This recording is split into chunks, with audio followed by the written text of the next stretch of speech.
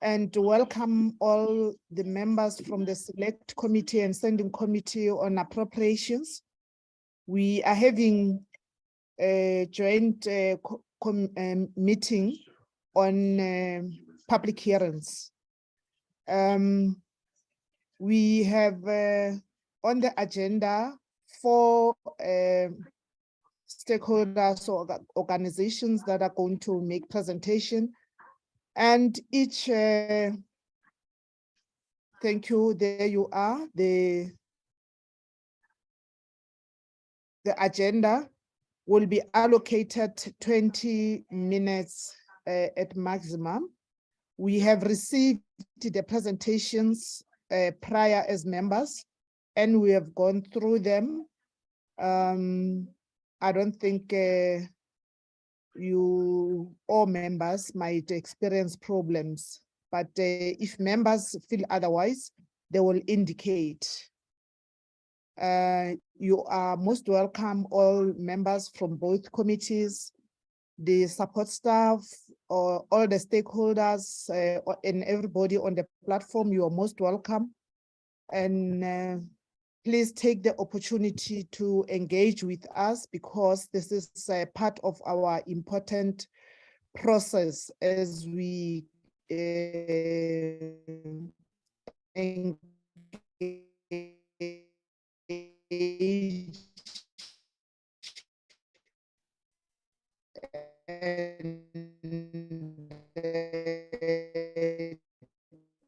Chairperson, you are breaking up a bit. You're not sure where you are, Chair.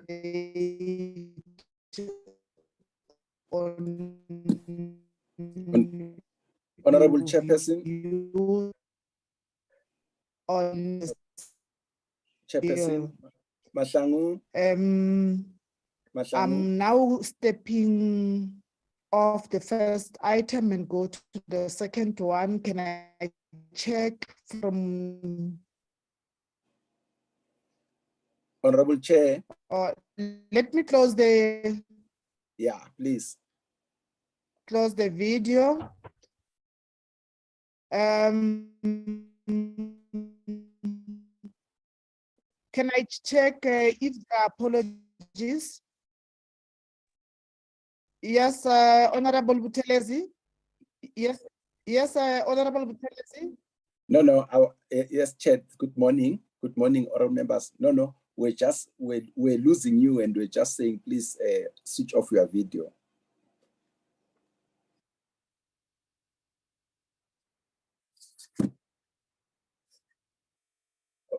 Honorable members, I think the chairperson is struggling with her video. Let me come in. Good morning, honorable members, everybody on the platform. Let me proceed where the chairperson left. Can you have Darren? Can you have apologies, if any? Yes. Good morning, Chair. We do have an apology from Mr. Marais and Mr. Matafa from the Standing Committee on Appropriations. Thank you. Okay, thank you, Lubabalo. Good morning, Chairperson and honorable members. From the Select Committee on Appropriations, Chairperson, our apologies. Thank you. Let's go to agenda item number 3, the presentation by the stakeholders. 20 minutes, as we have indicated. Kosatu. Good morning, Chair, and good morning, members. Yeah, we can start then, Chairperson. Let me just share our document quickly.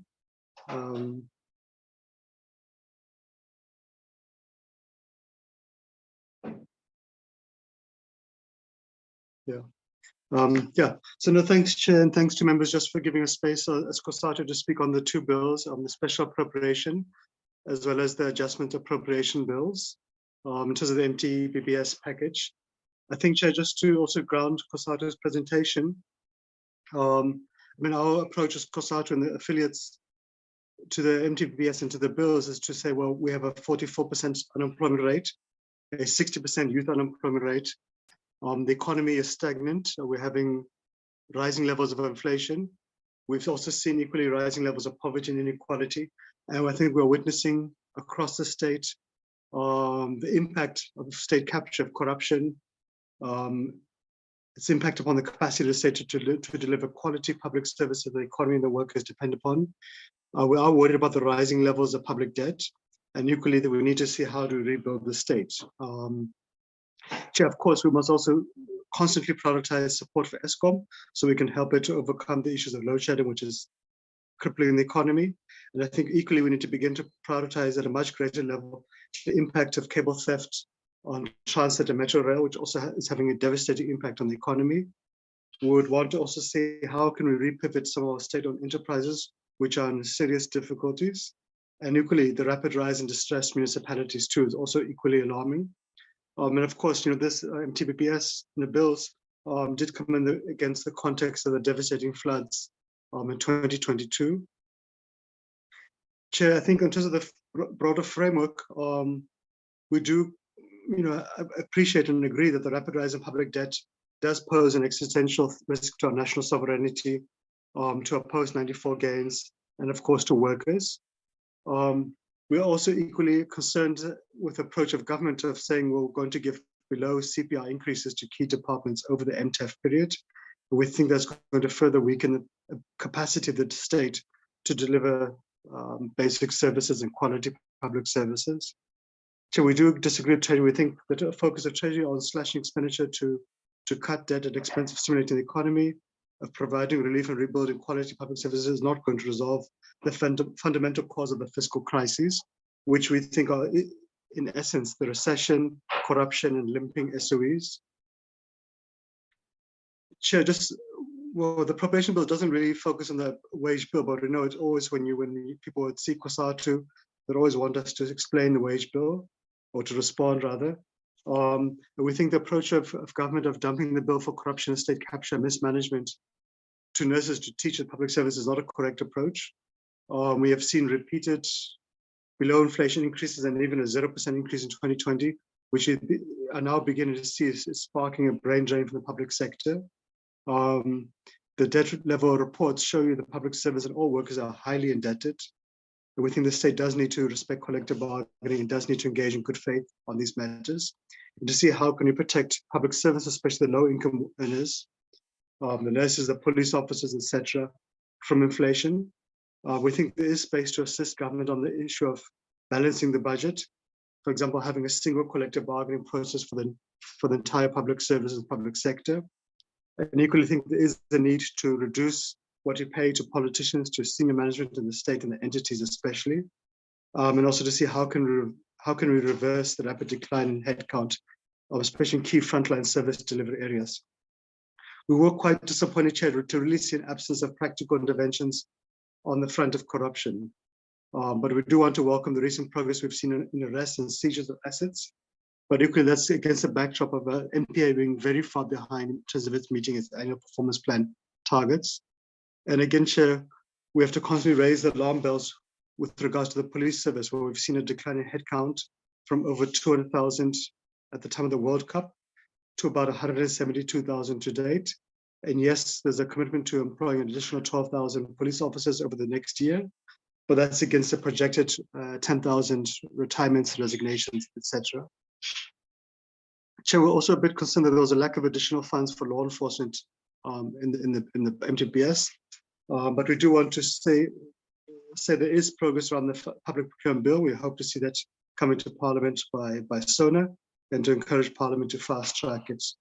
And we would also want to encourage government, Chair, to empower SARS to undertake lifestyle audits of politicians, of senior state officials, of high wealth individuals as well in the private sector. And Chair, just on the special appropriation bill itself, I think we want to welcome the allocation of 24 billion rand in the special appropriation bill, as well as a 3.7 billion rand in the adjustment appropriation bill for the settling of the e-toll debt.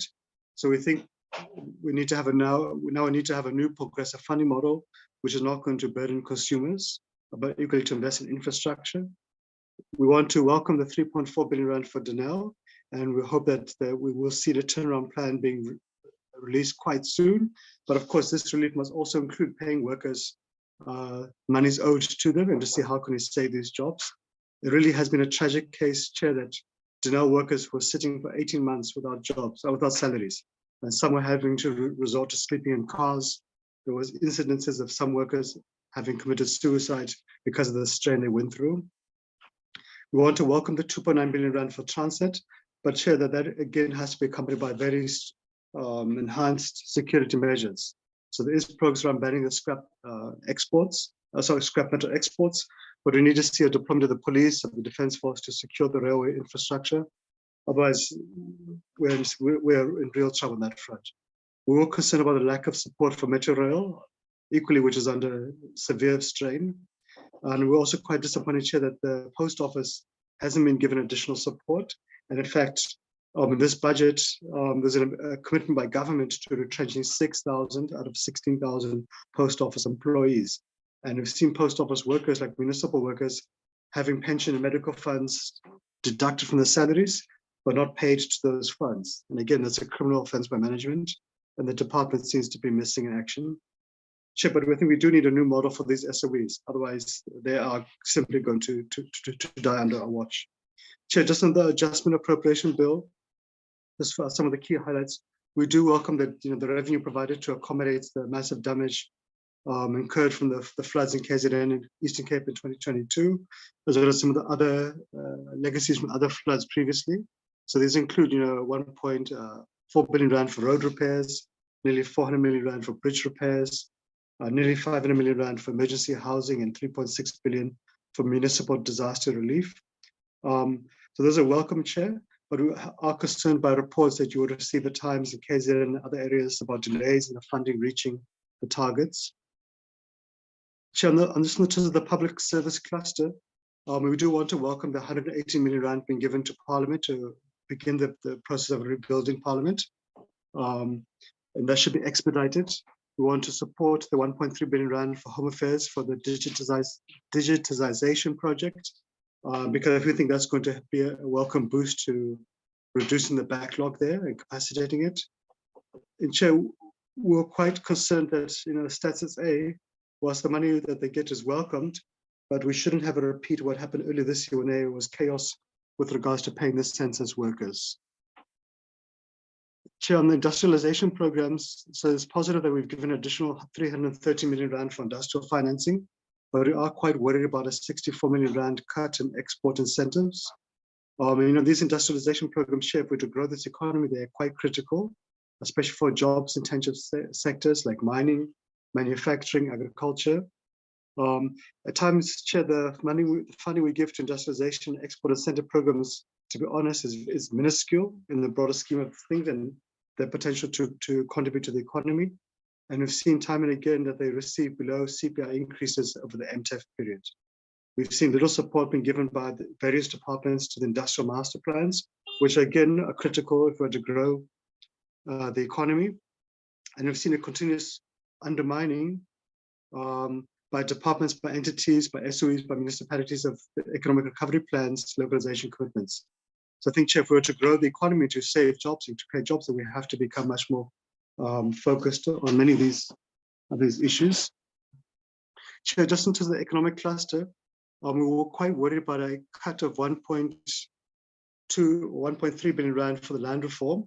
And again, that sends alarm bells to us when we've all been saying that land is a critical issue to grow the economy and to address one of our original sins as a nation. We do want to welcome the 233 million rand for the electrification of the grid connection programs. But again, it's quite worrying that the DMRE is silent on the failure to roll out the RDP housing solar panel program. Chair, we want to welcome the 32 million rand for the IT contracts for the Department of Employment and Labour, as well as the 52 million rand for GTAC, again for Department of Labour. We hope this is going to help resolve what are quite archaic UIF and compensation fund systems, which have really resulted in endless delays in workers receiving their monies. It's resulted in many claims falling through the cracks. And again, I think we've seen over the past year with the AG reports, it's allowed for fraud and corruption to occur. But we are disappointed that there's no additional support given to CCMA, which is really under severe strain, having to cope with rising levels of retrenchments and so forth. On the education cluster, Chair, One appreciates the 116 million rand given for infrastructure for basic education for schools, but we're not sure if it's going to be sufficient to end what seems to us to be a never-ending delays in eradicating the mud, the container, the asbestos schools, pit latrines and overcrowded classrooms. And we are a bit concerned, Chair, about the department's seemingly acceptance of some pit latrines for schools and some less than standard water or sanitation infrastructure. On the higher education front, Chair, I want to appreciate the 1.4 billion rand for NSFAS, but there really needs to be a much more considered effort by the department and perhaps other government institutions to assist in resolving the endless administrative chaos, which really sees universities who are dependent upon NSFAS funding waiting 10 months at a time to receive the funds. It puts students in a difficult situation. But we do want to welcome the additional 273 million rand for TVET subsidies. Chair, on social development, what you see in the appropriation bill is under expenditure of quite alarming levels, nearly of about 6 billion rand. Of that, about 5.6 billion rand is for the SOD grants, simply because of the administrative chaos and the overtly stringent criteria to qualify. That's very alarming. And you could have seen similar drops in child support grants by nearly 300 million rand and then about 20 million rand each for the disability and old age grants. And Chair, that for us is alarming when we have huge levels of poverty and unemployment. And often this under expenditures because of administrative inefficiencies in SASSA, etc. We do want to appreciate, Chair, the 1.7 billion rand given to support the Defence Force in its operations in Mozambique and KZN, which are critical. We do want to welcome the additional 85 million rand for visible policing, but Chair, we're quite worried that we see under expenditure cuts for the other parts of the police.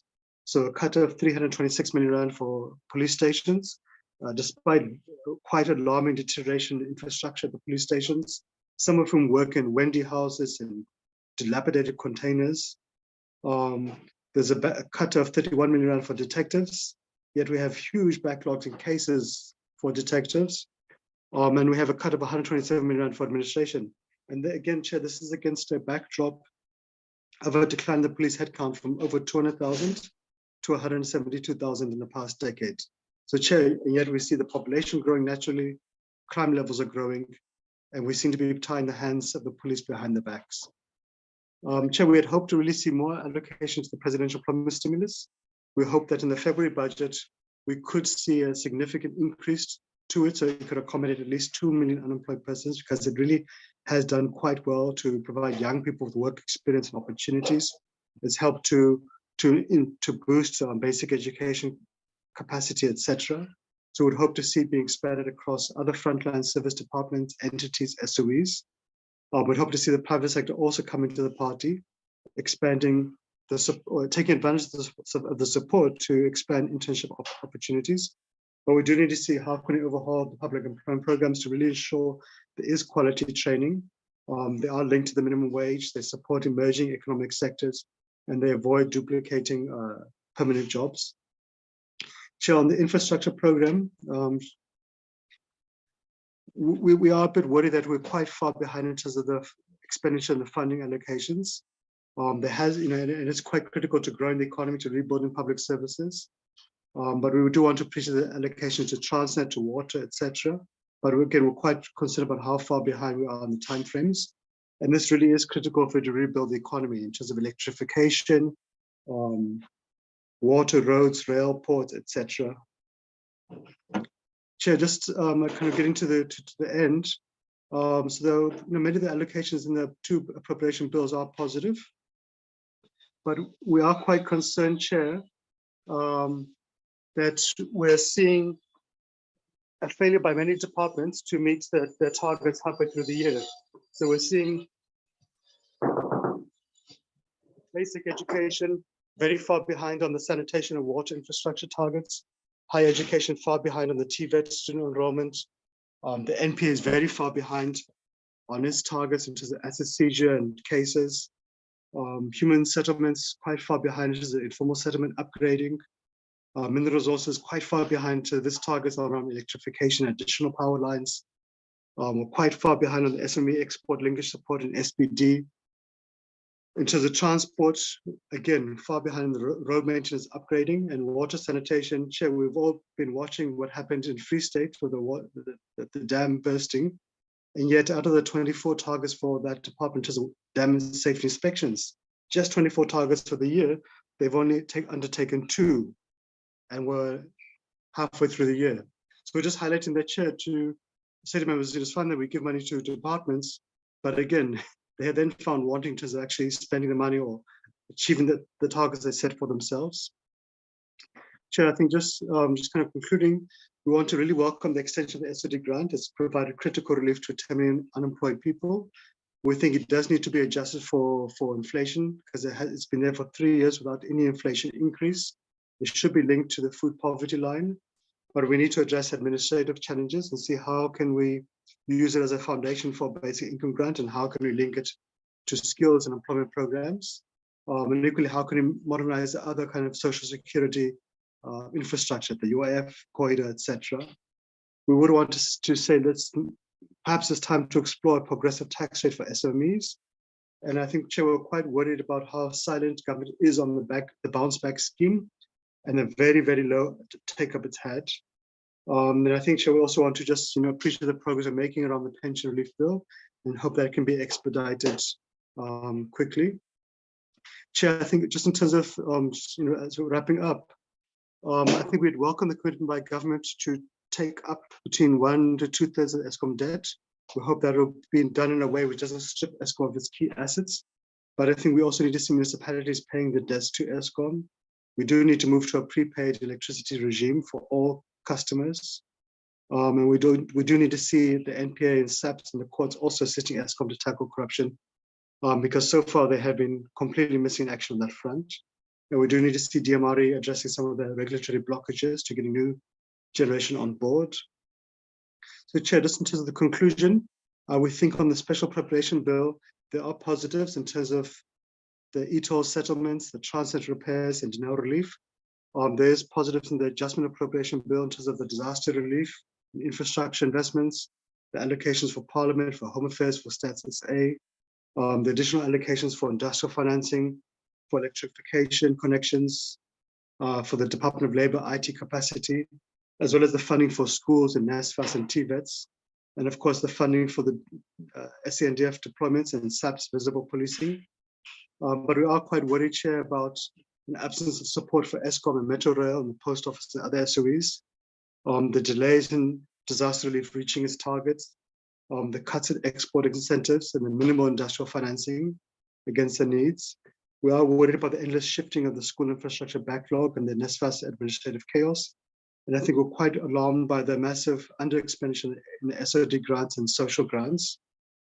And I think Chair is also quite worrying about we're cutting the SAP's budget lines, yet we have a decrease in the SAP's headcount. So in conclusion, Chair, there are worrying parts, especially around the CPI increases being below inflation. We think we do need to protect public servants from inflation. We do need to see more efforts around corruption, wasteful expenditure, additional support for SOEs, and plans to stabilize the municipalities. We would hope that government would come with some plans around the fuel relief and more efforts to support growing the economy, support industrialization. So we hope, Chair, in conclusion, that when we have the budget tabled in Parliament in February, the government will table a budget which is much more bold and progressive, and which will really stimulate the economy if we're to turn things around. So that's our presentation, Chair, and I hope we stuck to the time allocated. Thanks very much, Chairperson.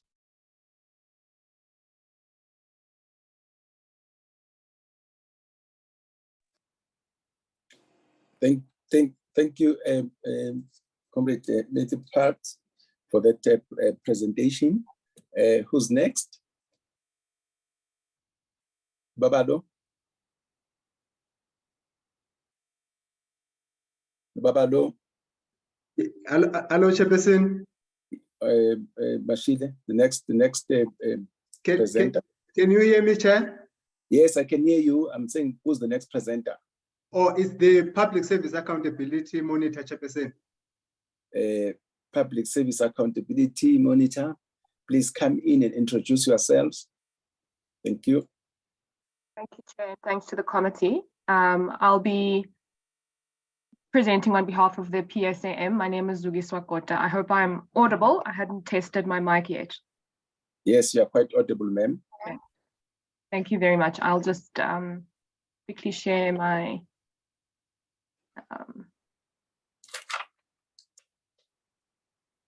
my screen.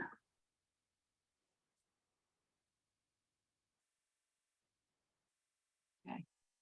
And I will time myself as well to be sure that I keep to the time. Thank you very much to the chair and to the committee, both committees, for having us today. I will be representing the Public Service Accountability Monitor, an organization based at Rhodes University in Makanda.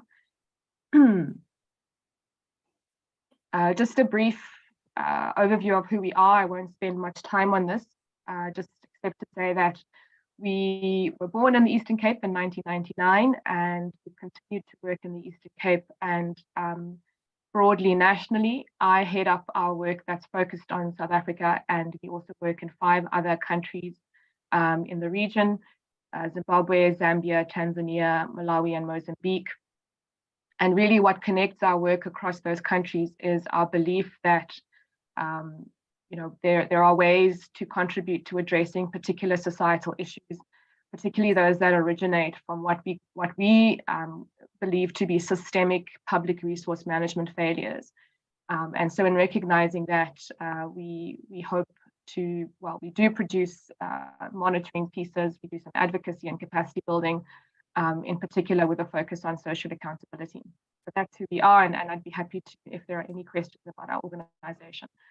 So I'll really just get right into our presentation today, and perhaps just to, by way of quick background, and I think I was interested to hear some of what Matthew shared, and I think there's perhaps not contradiction in our presentation, but I think that is important when we talk about budget trade-offs or the wish list, as it were, when it comes to resourcing. So what we thought was important to kind of foreground in the areas that we were looking out for in what would be tabled in October.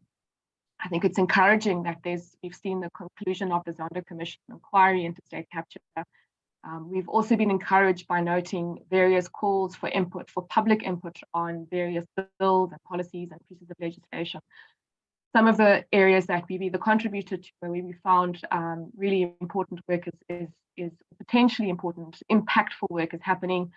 One is the beneficial ownership risk assessment space and the work that's being undertaken by the Financial Intelligence Center.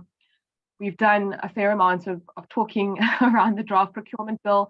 For us, this is another area that we were really looking to see some kind of explicit headway, some explicit announcements made in October. Not least of which because of the importance of procurement and what it means for resourcing or the public finance space, but also for what it means in the context of extensive, what we feel is an extensive public input, public participation in terms of informing the bill. The other is the Municipal Powers and Functions Amendment Bill, which we were also very encouraged by, given its potential impact where revenue is concerned at the municipal level and cleaning up, or rather bolstering financial integrity within municipalities. The committee, we've seen in past reports and engagements, has also emphasized the need to clean up municipalities, or rather to bolster up municipal financing. And so for us, these were areas that we were really looking out for and trying to understand the ways in which this could be responded to, either through financing or in fact implementation of key policy. We feel that if each of these are implemented once, of course, the draft procurement bill, of course, is still in process, but where certain pieces of legislation are implemented effectively, these could have significant impacts on the state of public finances. But what we note is that without a dedicated approach to enhancing financial integrity, and in particular tackling corruption head on, we really will have limited progress towards addressing what we all care about, the issues of poverty, inequality, and unemployment.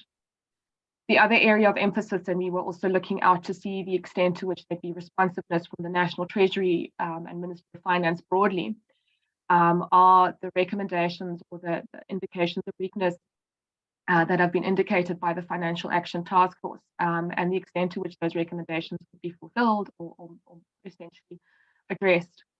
And so in our submission, I will really make it a point, and I'm keeping an eye on my time. In our submission, what we've sought to do is, on the one hand, to share what we feel are possible interventions to meaningfully address key accountability and resourcing problems. We've also tried to make recommendations to influence systemic deliberations around that are linked to public resource management and public finances. And here, I think perhaps the difference to our past submissions is a much less focus on the quantitative and sort of budget trends in a sense, and perhaps a more focus on the systemic issues that are standing in the way of meaningful resourcing. We also have tried to recognize, or rather to acknowledge, the role of multiple state actors, or rather actors in the state, in safeguarding public resources, in undertaking oversight and implementing policy. And so while very often our focus will be on the National Treasury and what they must do and not do and what they should desist from doing, we recognize as well the role of other actors such as this committee in the bigger scheme of things and line function ministries. And so we've also sought, where possible, to be explicit in our recommendations or to be quite concrete. But at other times, given that we are, at the end of the day, external actors, external players in the space, it's really our approach has been to underscore issues that we feel are critical to address, and for the relevant role players to then address those or to find the solutions given their expertise and their positioning within the state. And also perhaps just to very quickly share a disclaimer in that I hadn't intended to be the one doing this presentation, and so at points it may seem a bit disjointed. I hope it's not too disjointed. And so, yeah, some of what we've indicated is in greater detail in our submission, but is summarized here. This particular, and I hope it's Ms. Kota, yeah. Ms. Kota, your font is so small. We were struggling to see it, just to let you know, but continue. I guess there's okay. Yeah. Okay, Chair. What I can do is actually share, and it's just really a summarized document, and what we could do is share it with Darren, which was an oversight on our part. What it's taken from is what we've termed a People's Guide to the Adjusted Budget. So it's a popular, or rather a summary of the budget. But I'll speak to it. This is reflected with greater clarity on page 3 of our submission. This just happens to be, the out of the infographic that we developed. But what is before you on the table, committee members, is a list of what were the declared unspent funds and funds that were essentially reported as returned to the National Revenue Fund. What I thought, as a learning point, what was very interesting for us, we had a recent engagement with the National Treasury in which the very important point was raised that very often what is declared unspent at this point of the year, in October or November in some instances, is not necessarily the full picture of what the declared unspent funds may be for departments. And so in my estimation, it may be that this is potentially much, the unspent funds are at this point, not the full picture.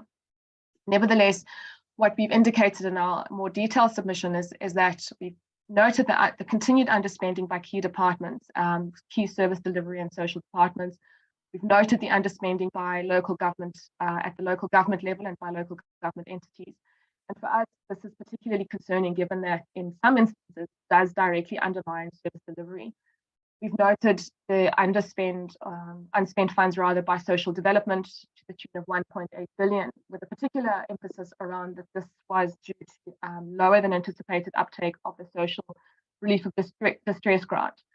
However, in past years, we've also outlined the impact that underspending by social development has a particular impact on the non-profit sector, where social systems programs, very important social systems programs, are concerned. Recently, we had an engagement or discussion, for instance, with Eastern Cape, members of the Eastern Cape NPO sector, for whom the doors have closed. For some, this has a direct impact in terms of job loss, and loss of opportunities to provide services to their communities. And so this, for us, is a particularly concerning space. And I think underspending very often remains at a technical level and at a technical discussion, and we often or occasionally forget the impact at the bottom line. Chair, before you tell me that this is also very small font, I'll apologize in advance. And again, say that this is detailed in this particular infographic item is detailed in our submission around the state-owned entities and what we've highlighted there. I think it is important to take into account, I think it's apt that Matthew and Kasati presented before us.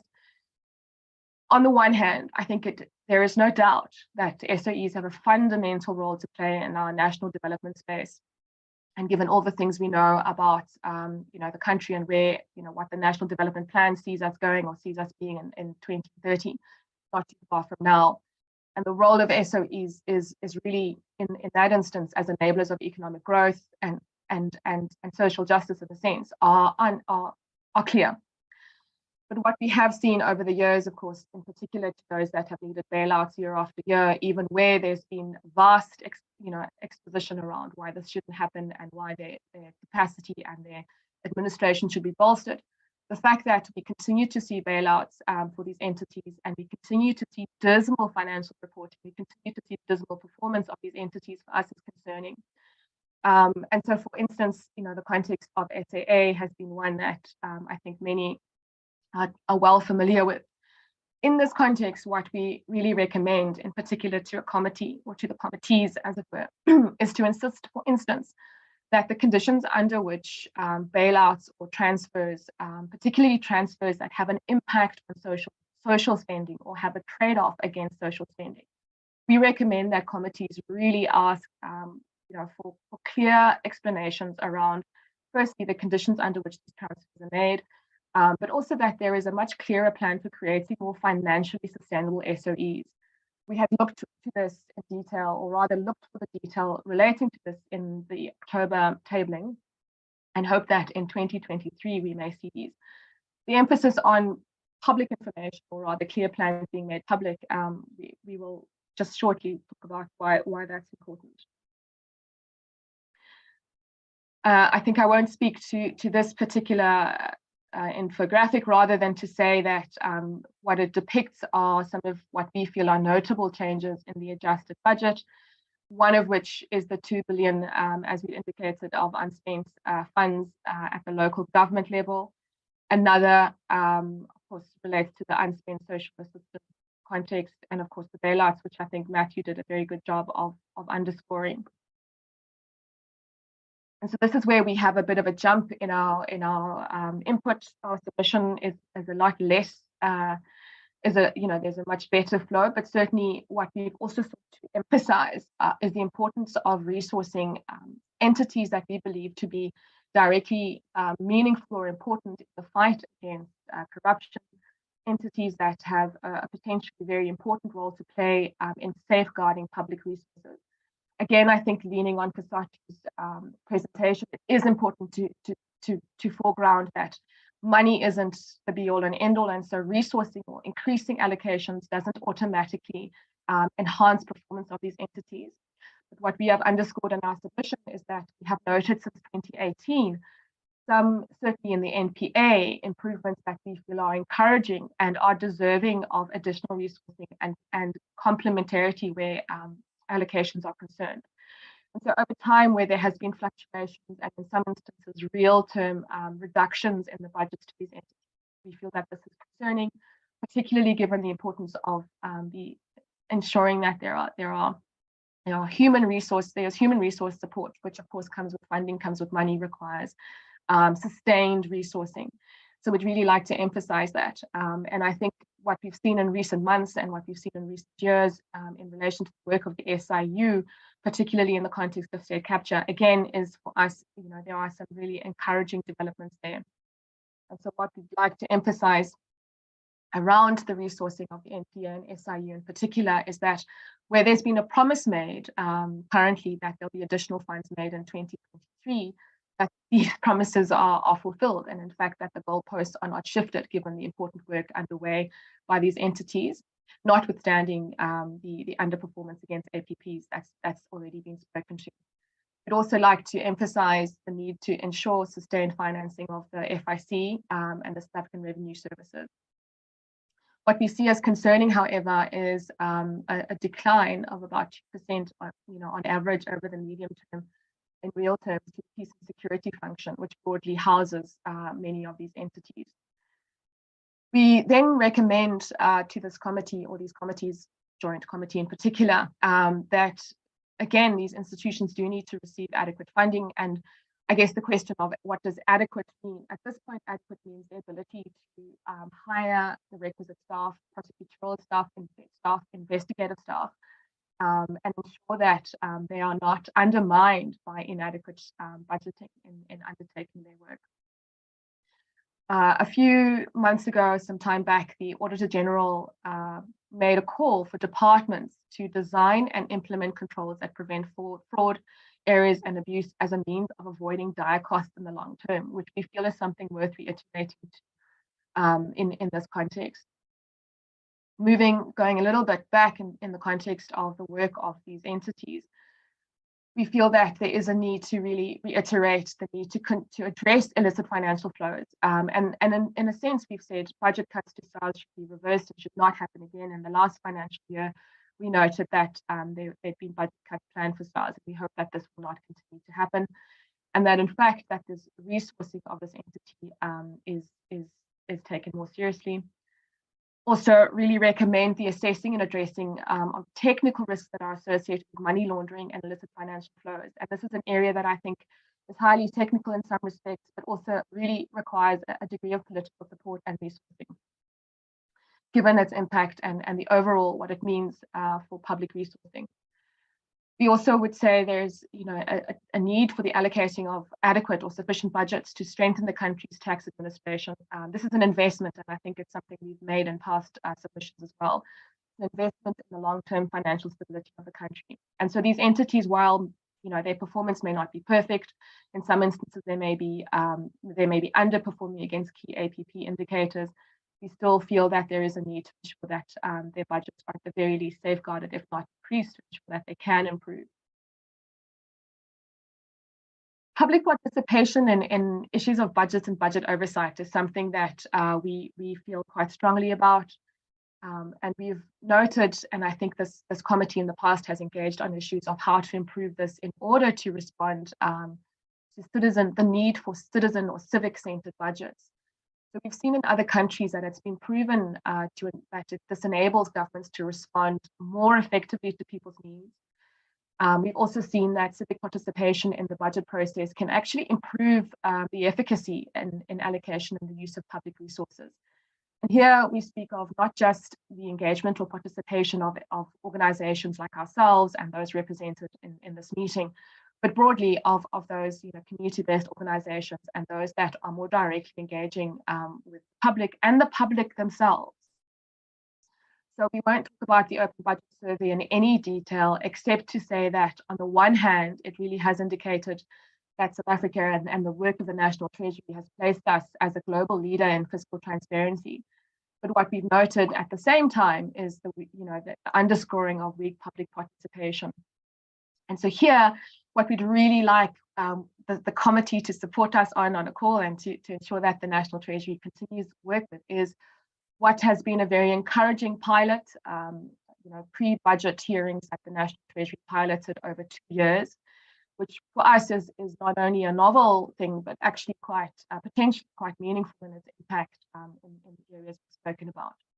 So we'd like to emphasize to this committee to really recommend to the National Treasury that they continue with these pilots and strengthen them or institutionalize this public participation process, given its fairly novel impact and potential impact on decision making, and its connection to structures like the Ministers' Committee and the Budget Technical Committee, and as well, of course, in its ability to potentially act as a lever in decision making. And so we can talk in Q&A. I'm noting my time is running out around what pre-budget consultations entail and why it is important that we would want to sit in a committee like this and make that recommendation.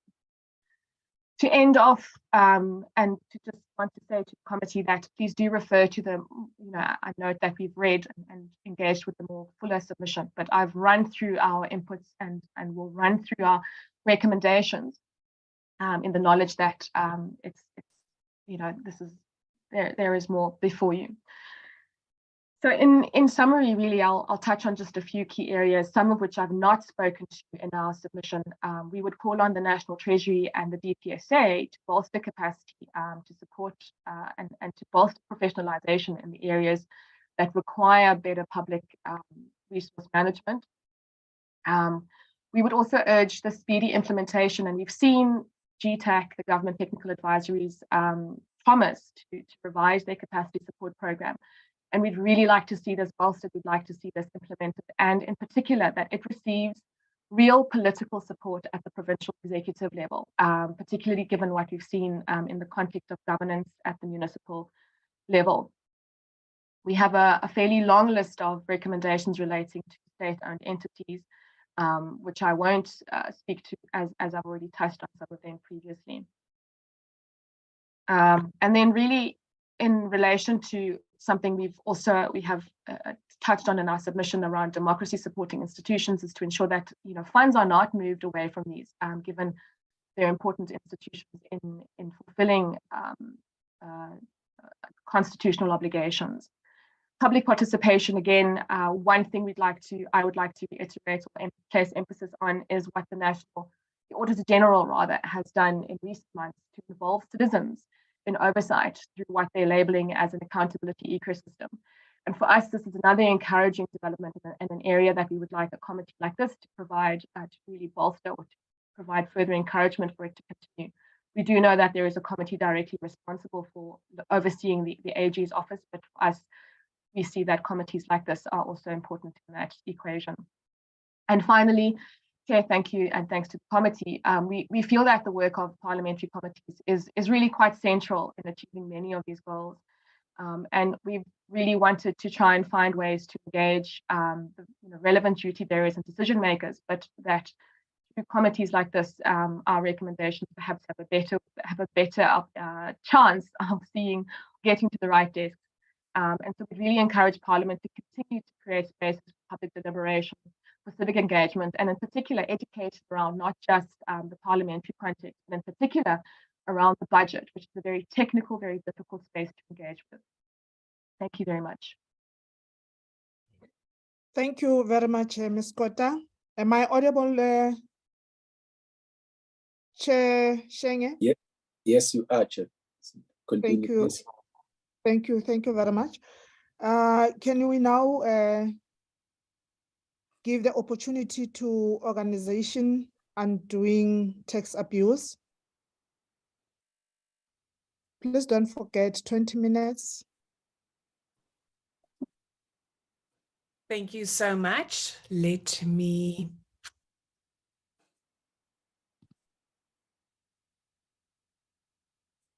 share my screen. Yeah.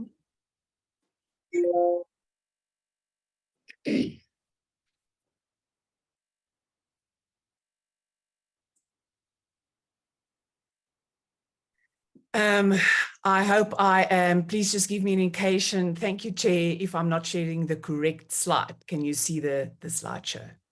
We can see the slide. Thank you so much. I'm Stefanie Fick from the organization Undoing Tax Abuse. I'm also joined by a colleague, Tabile Zuma, and we are really delighted to give this presentation. We obviously provided you with a presentation and also our comments, but I think today what we would love to do is just to concentrate on the Sunroll debt. Just quickly, a background, outer. We are an activist civil organization, and really what we want to do is just to create a better South Africa for all. We are passionate about our country, and our vision is a prosperous country with an organized, engaged, and empowered civil society that ensures responsible use of tax revenues throughout all levels of government.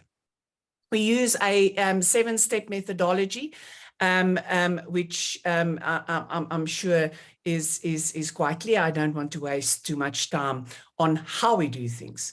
So as I've stated, in this presentation, we will focus on Sunroll and the Gauteng Freeway Improvement Project.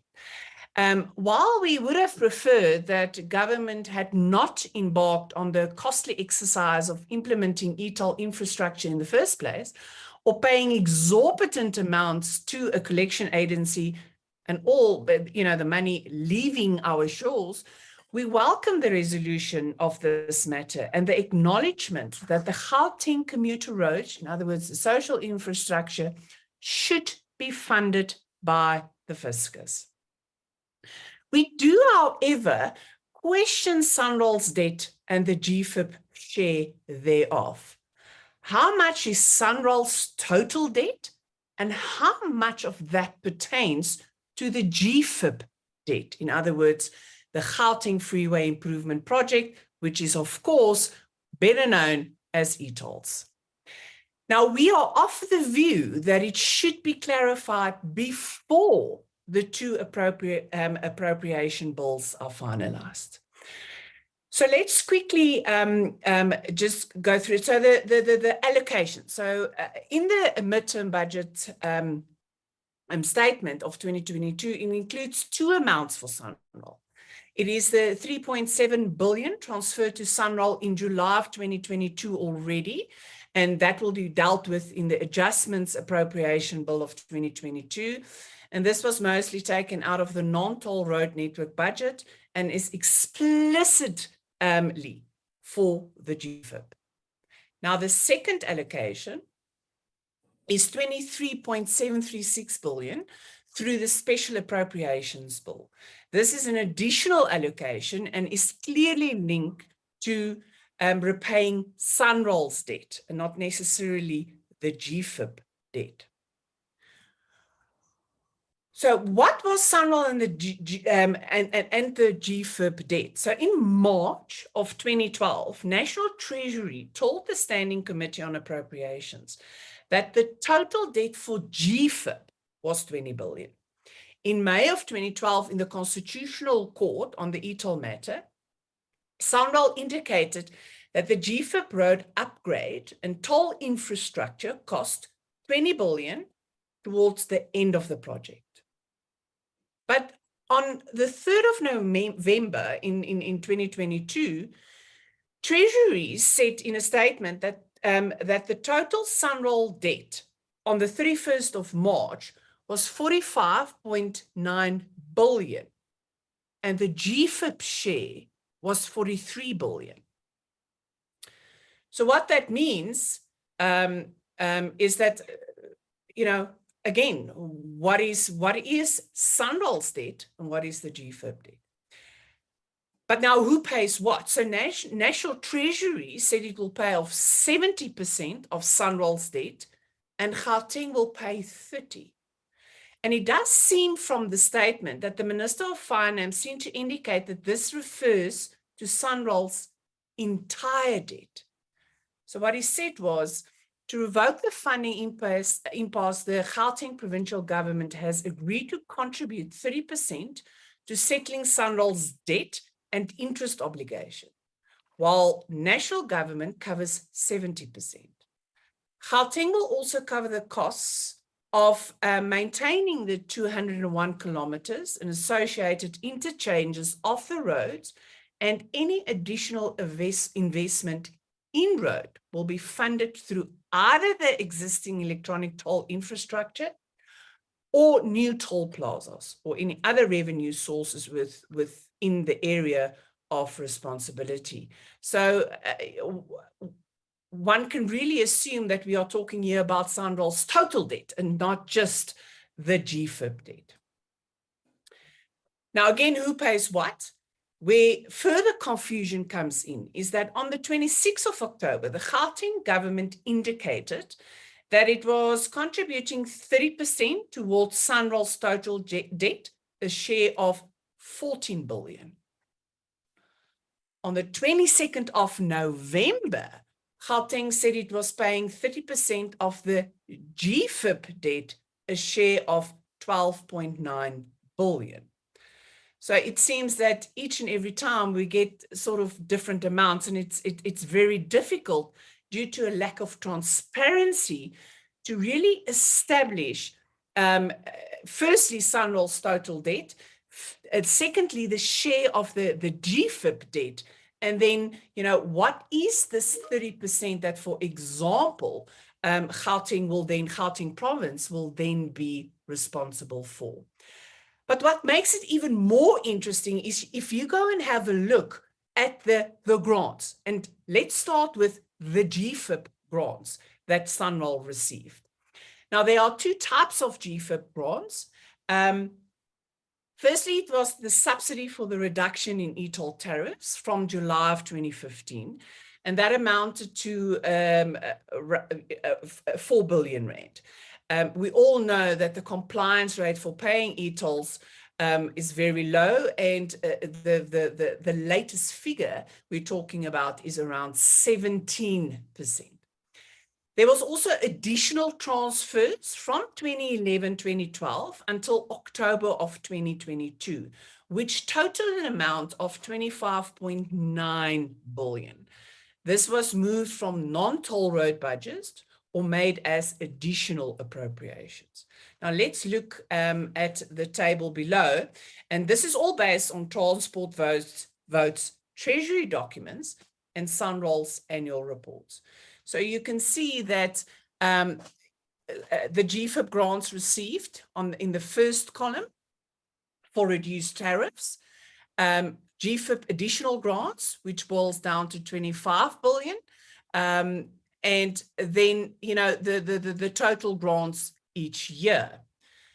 So I hope that the committee will agree with me that Sunroll received quite a significant amount to settle the GFIP debt.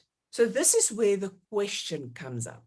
Why is the GFIP debt as high as 43 billion?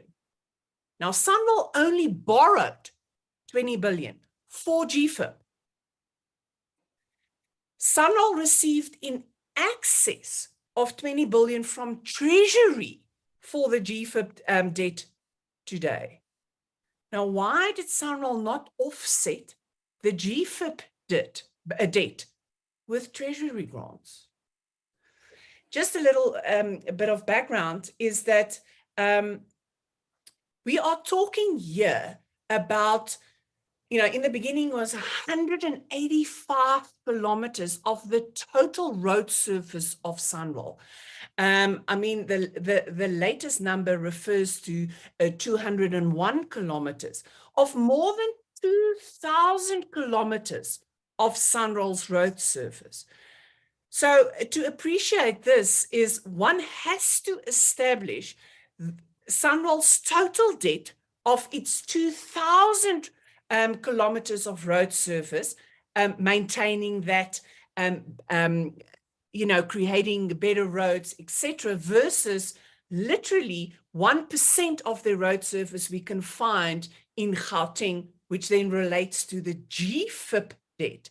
And if we are then told that the GFIP debt is 43 billion out of the total Sunroll debt of 49 million, I hope this committee can understand where the questions come in, and how do we get to that muted, amount? You're muted. We can I hear think you. you're fine, Chair. I think maybe the signal is your problem from your side. We can hear you. Okay, thank you. Thank you. Sorry. You can continue, madam. Thank you so much. And then let's move on to the question why the Gauteng province, should pay a part of Sunroll's total debt. One, and then why Gauteng should pay 30% of the GFIP debt. And here's why, because we say that, Treasury receives approximately 34% of its income from Gauteng province. But when Gauteng province receives its grants, it only receives 20% of Treasury's allocation. So if you compare those two, if Gauteng province just keeps its income, it will actually be better off than waiting for the allocations from Treasury. And Gauteng and Western Cape province is sort of the only province that is, if you want to call it, cash positive. Gauteng is also the economic hub of South Africa. And I think if you go and look at the figures, contribute, and that speaks to the 34%, contributes a lot towards the petrol levy, etc., etc. But why is Gauteng province then paying anything towards SANRAL's debt or the GFIP debt? If you take into consideration, again, the road surface, the percentages of the road surface, and the fact that, despite multi-billion rand SANRAL projects in, for example, KwaZulu-Natal over the past decade, KwaZulu-Natal was not asked to contribute any percentage to SANRAL's debt. I think it's also worthy to note that at the end of the day, any allocations, grants, appropriations comes out of the fiscus. And that taxpayers at the end is responsible for the expenses that is then paid out of, a government's income. And that at the end of the day, if you really think about it, and I'm talking from, a perspective, just a normal motorist in Gauteng, normal citizen, is that it seems that we are only moving money from the one government, national government, provincial government, back to local government. But it is about responsible spending. So I would just like, if this committee takes into consideration that in order to finalize both these bills, one should be sure about what is SANRAL's debt, what is the GFIP debt that speaks to about 1% of SANRAL's road surface, so that one can establish how much money, if any, Gauteng is then responsible for. Because although we've heard that ETOL is debt and that they will not fund this 30% from ETOLs anymore, I think one can appreciate that this will still come then out of the pockets of Gauteng motorists, that is contributing in comparison a lot more if compared to some other provinces. That is, I think, in summary, the problem we have with this allocation to SANRAL. SANRAL is important, and it's also one of those already referred to very important SOEs in order to, to make sure that the infrastructure on our national roads are looked after. But again, it should be done responsibly. I just quickly want to highlight some of our other things we mentioned in our submission, which I think was largely covered by the previous speakers. But just to highlight a few things, because I think it all boils down to, bailing out for example, SOEs like Transnet and Denel is good for the employees. But in future, we have to make sure that SOEs do not need to be bailed out. We need money for electrification. We need money to put Eskom at a position where we are not just complaining about load shedding, but free basic electricity. that some members of society is still without electricity. I mean, they're not complaining about load shedding because they don't have electricity. We need the money in order to pay for that, making sure that our grid can handle the electricity and making sure that there's enough electricity available for each and every citizen of South Africa. I think we deserve it. So we need to make available alternative energy sources. We need to make sure that there is consequence management. If we look at the BERS and if we look at the annual reports, that Parliament should really consider, holding departments and government to account for their spending. And if they are not spending it responsibly, that there are consequences, that we do not have to bail out each and every time because we are not managing how we manage our SOEs.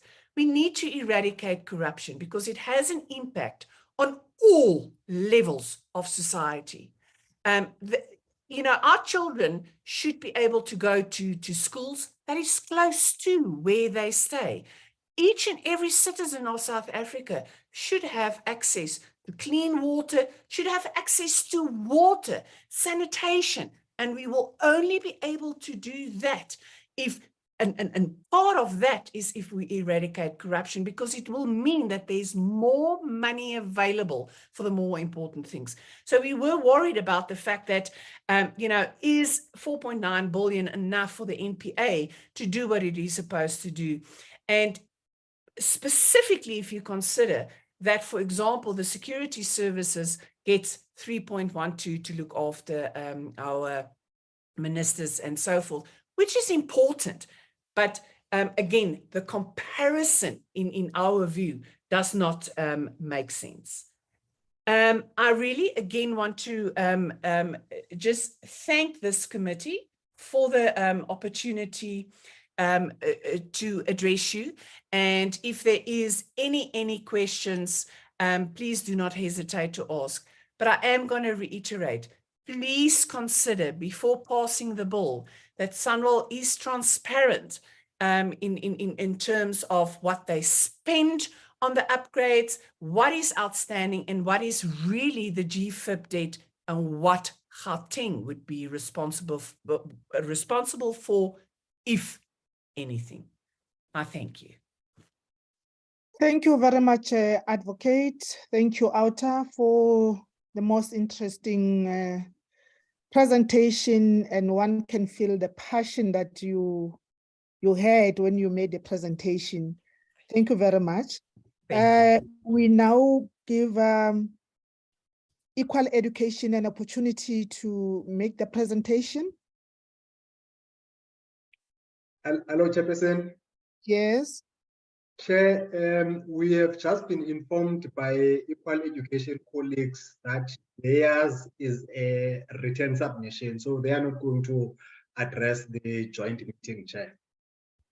Are they not on the platform? Last time I checked, no, they were not on the platform, Chairperson. Okay. Yes. Can I check with Shenge? Thank you, Honorable Chairperson. I think if they decided to give us in writing, let's proceed with our agenda, and we'll interact with their writing. Okay. Thank you. Thank you very much, Shenge. Honorable members, this is your opportunity to interact with the presentations, the 3 presentations that we received. I will request members to raise their hands, but those who are experiencing problems, because we know the network is a problem these days, you can just shout out so that we know to you. And Darren and Lubabalu will assist in terms of identifying the members who wants to speak to the presentations. Can I see the members who wants to have a bite on the presentations? I see Honorable Titoit. Honorable Okam, Honorable Ryder, Jadu, Honorable Njatu. We have only 4 hands for now. Okay, Honorable Peters. Yo, you made the screen. Honorable Kaiso Chairperson. Honorable, yeah, Honorable it is Chideze. aware. Honorable Paiso, Honorable Chenge, you'll come last after everybody. Let me check if, let me confirm. Honorable Titoit, Honorable Okam, Honorable Ryder, Honorable Peters, Honorable Kaiso, Honorable, oh, before Honorable Kaiso and Peters, there's Honorable Njatu and Honorable Shenge, you'll be the last. Thank you. Honorable Dutoit. Thank you, Honorable Chair, Honorable Co-Chair members. Appreciate the presentations. I want to also stress the fact that OTA's presentation on Sunroll was very insightful. It gives us food for thought, and thank you for that. I'm not going to be long, Chair. I want to find out from OTA, what would you say is the reason why KZN wasn't requested to contribute towards Sunroll's debt? And then I'd like to have your view on the deployment of the SANDF in Africa.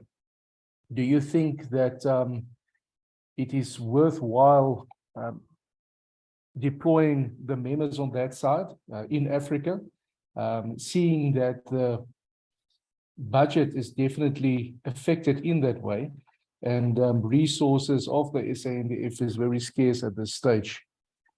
Would you agree that the focus must rather be on supplying resources to the SANDF in South Africa than deploying on the in Africa itself? Thank you, sir.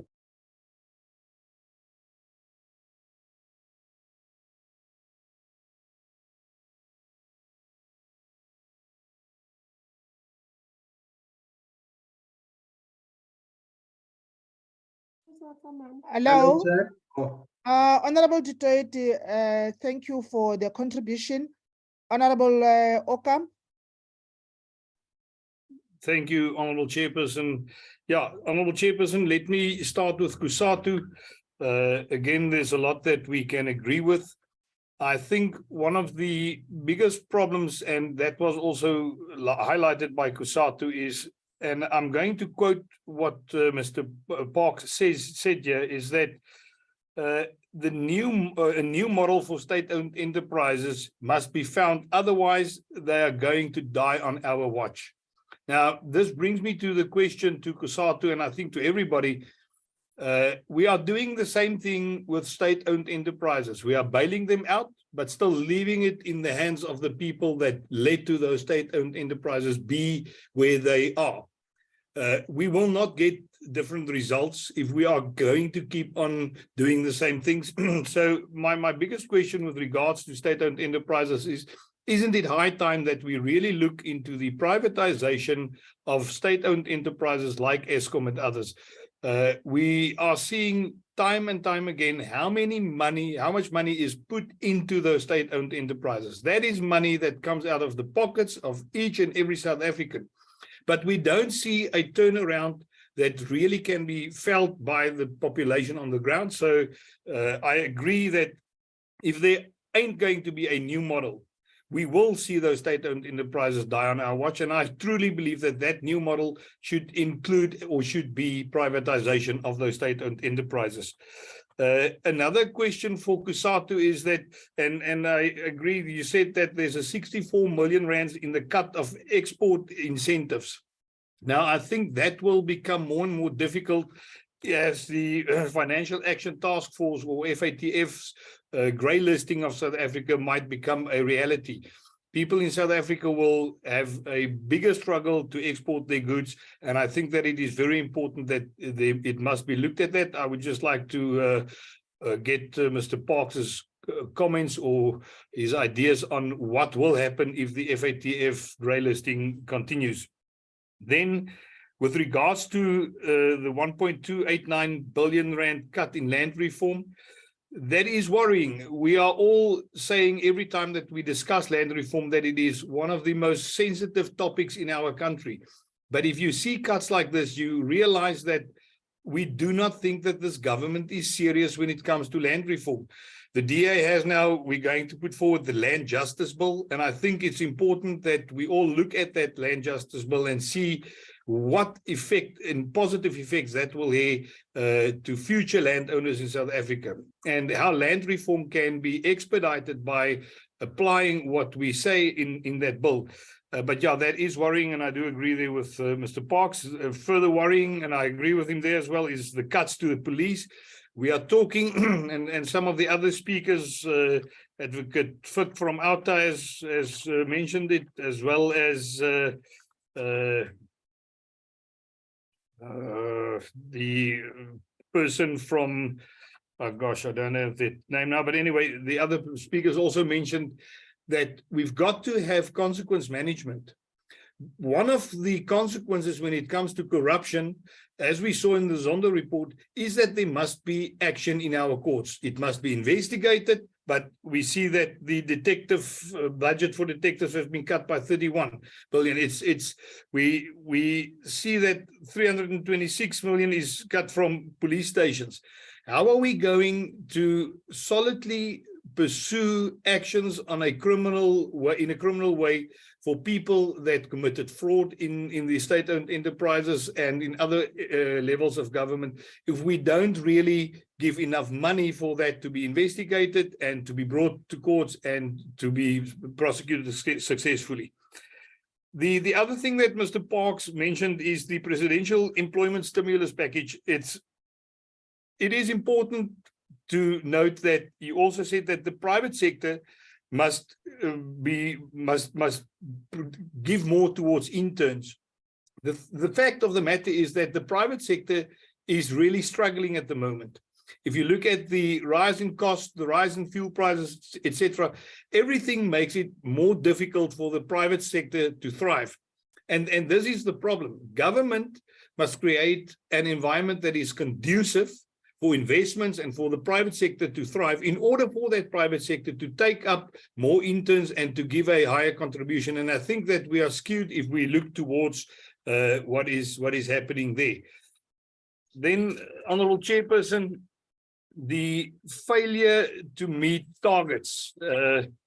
If you look at the APP targets, and we look at basic education, higher education, transport, water and sanitation, human settlements, none of those departments reached their targets. And again, where's the consequence management for that? We don't see consequence management, and it is one thing that we always talk about when we are with these appropriations. We need to see that people are fired if they don't do their jobs right, if they don't meet their KPIs. Otherwise, we will be in the same position year after year after year.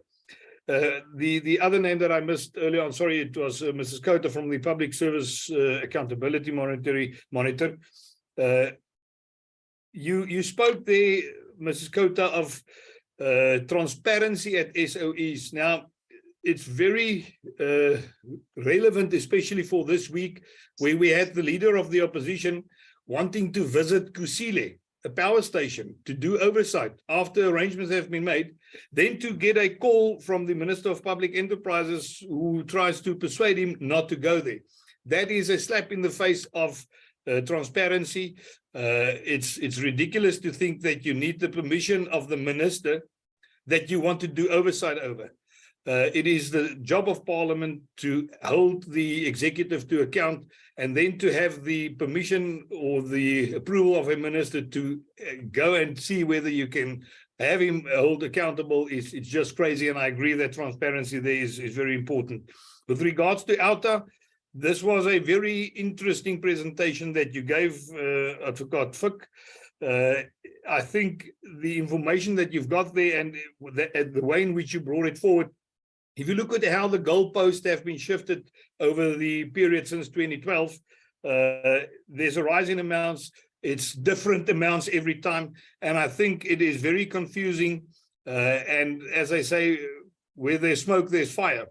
And I think that the different amounts that had to be paid or that was given, that was the outstanding debt, gives us an idea of the shambles in which SANRAL and especially the GFIP or ETILs are.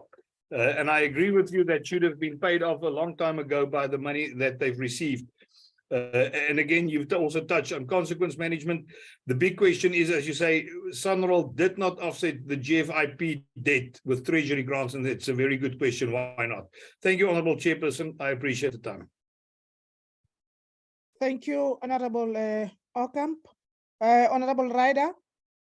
Good morning, Chair. Good morning, colleagues. Friday morning meeting, so you can see I borrowed one of Eunice's ties for today. Appreciation for the work that's gone into the presentations. Thank you to the presenters, and also for the written submission that came through.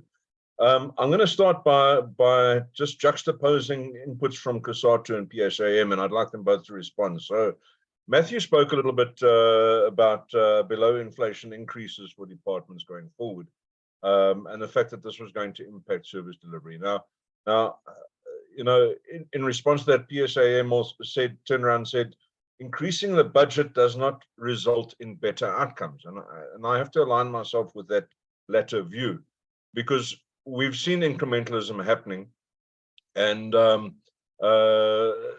we're not seeing the benefits on the ground as South Africans, and certainly we're not hearing about them as public representatives. So I do think that it really underlines the importance to go back to reevaluating the projects of departments and not just relying on incrementalism going forward, but reevaluating, taking a look at each cent that is spent by the department in a strong review, discarding projects that are not having good benefits. And there were comments about the amounts that have been surrendered by various departments, and also the comment that some of these, you know, are not the full picture, and there'll be more to come. But I do think that it's important for us to sit and evaluate those projects.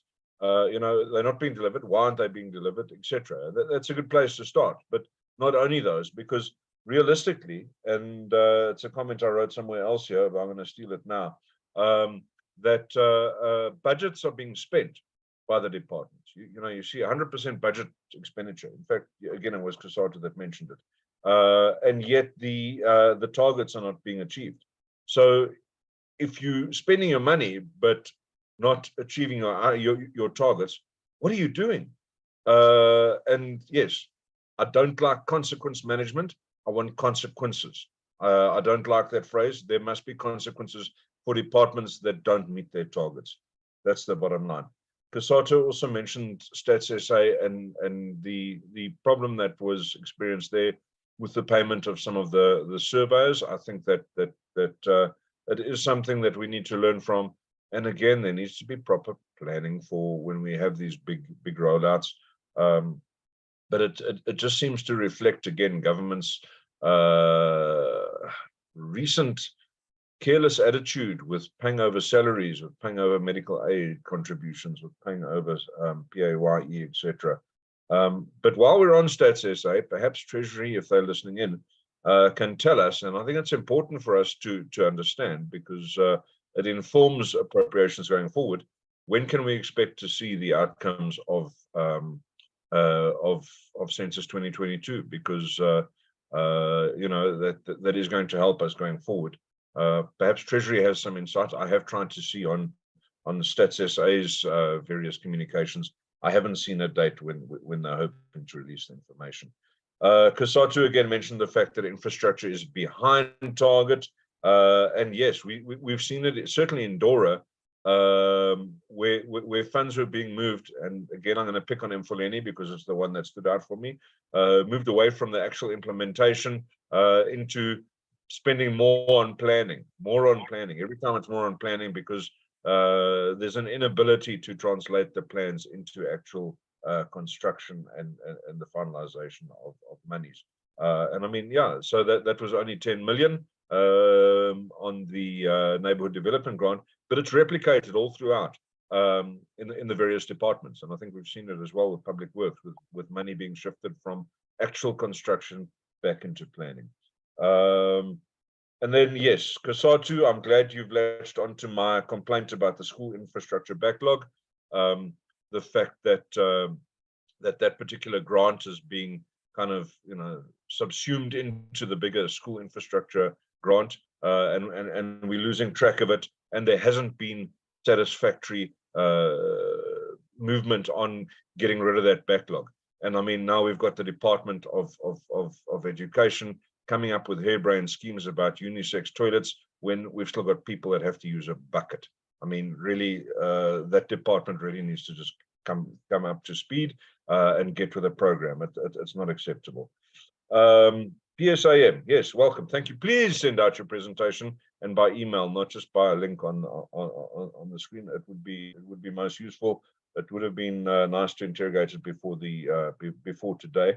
I have mentioned about the comment of yours. I really agreed with. Increasing the budget doesn't equal better outcomes. I like that, but I do want to talk about the public participation that you highlighted, and I do think that you did acknowledge the fact that we've got one of the most transparent budgeting processes in the world, and I think government can take a bow on that particular thing.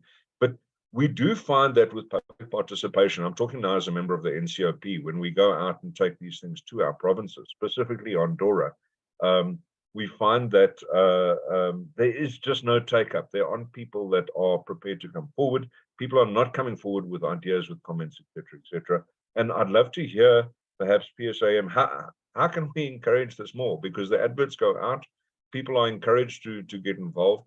For heaven's sake, we don't even get the big banks coming in and talking to us. They've got teams of economists and teams of people, but the big banks are not even coming in and talking to us. And it's something that was highlighted recently when I had discussions with one of the big banking groups. And the fact is, they don't come and give us, the benefit of what they're seeing. They don't come and inform us. How can we improve public participation to get these discussions elevated to the next level and make them a little bit more meaningful? Because it is important, and none of us can say we have a handle on everything that's happening around the whole of South Africa. We just don't. Outer, yes, appreciate your presentation. I think it follows on well from some of my comments in the meeting, the select committee's meeting that was held last night when Treasury presented the budget and the special appropriation to us. Question the debt, absolutely. And I think that I mentioned it last night, but for the benefit of this meeting, with SANRAL's Gauteng Freeway Improvement Project, they put up all of these little mini palaces. They put up one big palace in Gauteng, and then a bunch of little mini palaces that are all little miniature versions of the big one all around Gauteng. And this again becomes one of the problems. And we raised it in one of our earlier meetings where people are in control of their own expenditure and the way they spend money, and then they demand they're able to determine what the funding for that is. So what happened is that SANRAL determined what their tolls were going to be, because they were just passing on their costs onto the motorists. So they built these palaces, and I mean that was wholly unnecessary. But because they were determining what their income was going to be, they thought. They went and just had an open blank checkbook. Well, I'm glad that they were shown that they weren't determining what the income was going to be, but now we sit with a problem, and we're trying to unscramble the egg. And I think Archer's point is very well made. The fact that you've got this debt for SANRAL, and we heard last night that there's 9 billion that has to be paid immediately in order for them to protect their going concern status. So, they're in deep trouble. They've gotten themselves into trouble. This is their only way out. And is Gauteng now contributing its share, too much of its share? Should there even be a share? Because realistically, the people of Gauteng, and in fact, the government of Gauteng, rejected e-tolls from the start. So they blindly went ahead, and now 30% of the burden is being placed on the people and the government that rejected their harebrained scheme. I'm not sure that it's fair, but also, Chairperson, it looks like there hasn't actually been a final decision made on how to get us out of this mess. And I mean, we've had Minister Mbalula on repeated occasions promising us we're going to have our solution, we're going to have a solution, we're going to have a solution. 2 weeks was his comment a year and a half ago. We're going to have it in 2 weeks. Well, we're sitting now and finally we've got a way forward, but it's actually not a proper way forward. And as a committee that's going to be allocating all of these funds and 9 billion on an urgent basis to get them out of a bind that they've got themselves into in order to preserve their going concern status. You know, we're being pushed into this, almost bullied into it. And I, for one, Chair, am not comfortable that the solution that is being put forward today or in the adjustment budget is one that's going to solve this problem, because Gauteng does not have a plan on how to collect that tax. You know, we were told last night, is there a funding model? Yes, there is, but we don't have preconceived ideas on what the funding model is. Okay, so there isn't something in place. Now we're just going to be appropriating money on the special bill, and yet we don't know where we're throwing it at. Thank you, Chair. I see your face. I will leave it there. That was not an indication to stop you, Honorable Ryder, but thanks for the contribution. Honorable Kaiso.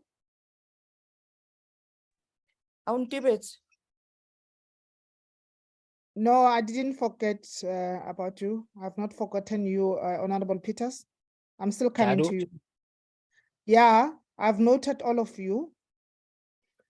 Ntate Kaiso. Thank you very much, Chair.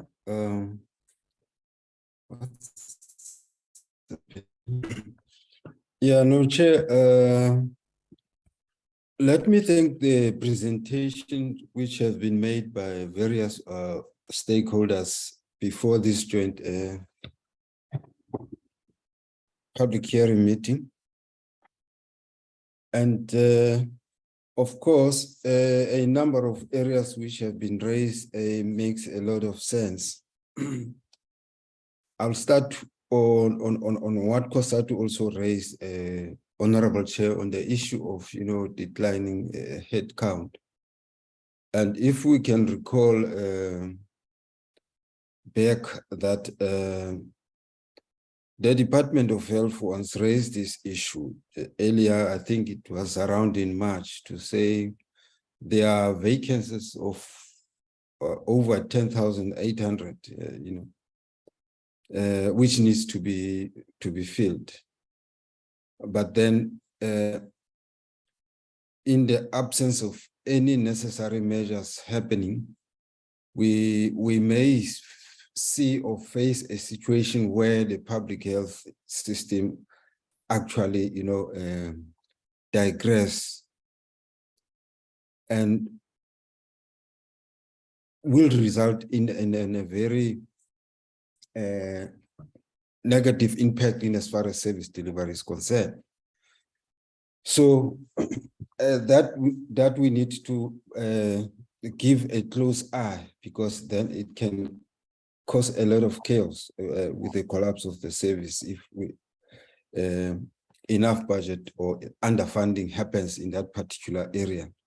So one would like to, you know, agree, actually also appreciating what COSATU say in as far as a special appropriations bill is concerned, with regard to rescuing all those struggling state-owned enterprise, your DINEL.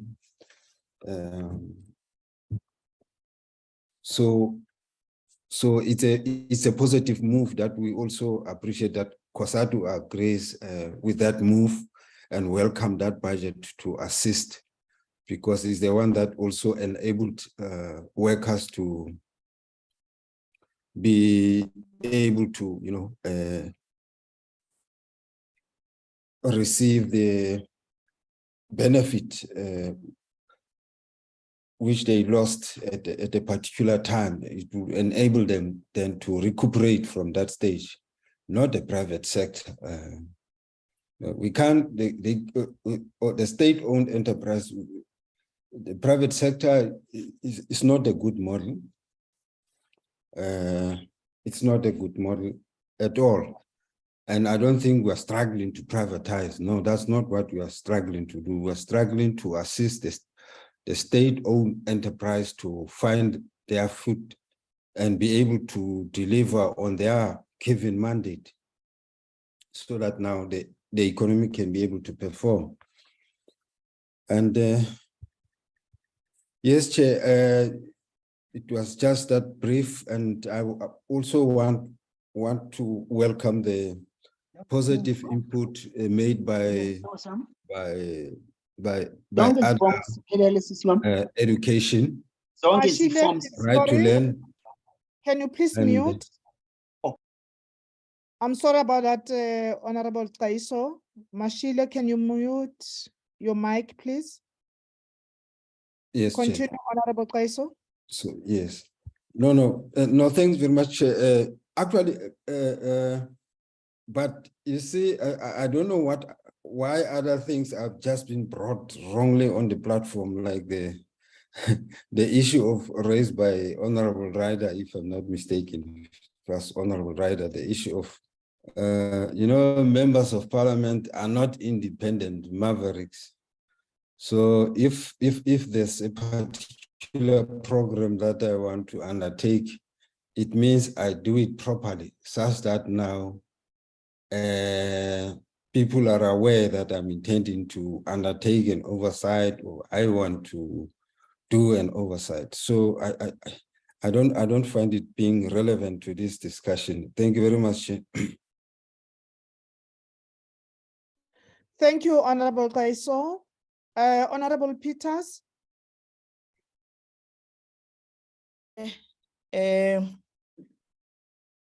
I think is my video correct? Let me switch it fine, off. madam. There's load shedding here. Honorable Chair. You are fine. We can hear you. Yeah, it's fine. Honorable Peters. Am I audible? It looks like I'm Yes, the you only one are. on the platform. No, you are very audible. Comrade Chairperson. Yes, Comrade Dipuo, you are very audible.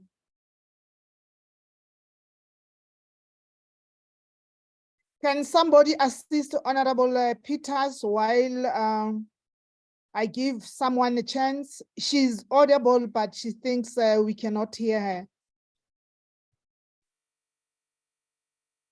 Darren, can you call her and tell her that we can hear her, or maybe restart while I give Honorable Njatu?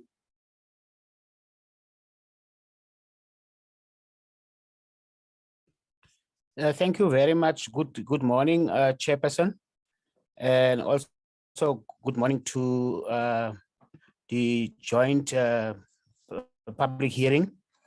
And Chairperson, let me also welcome the presentations, which I believe was very informative. And Chair, let me have one question to Equal Education.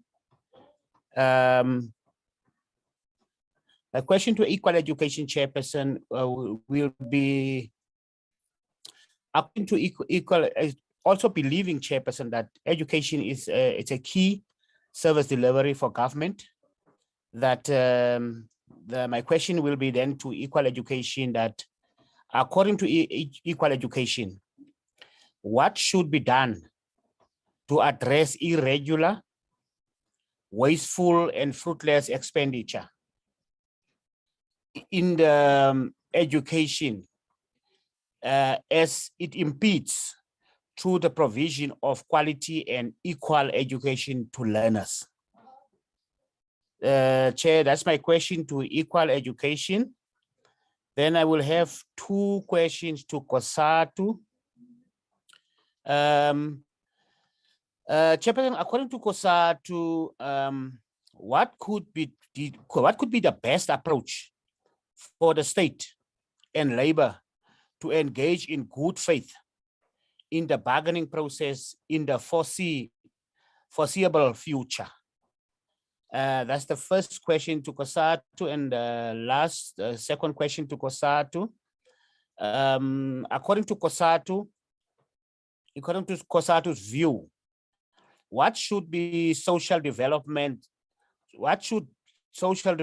do to ensure the most deserving beneficiaries are the only people getting the money and eliminate some corruption elements of double dipping?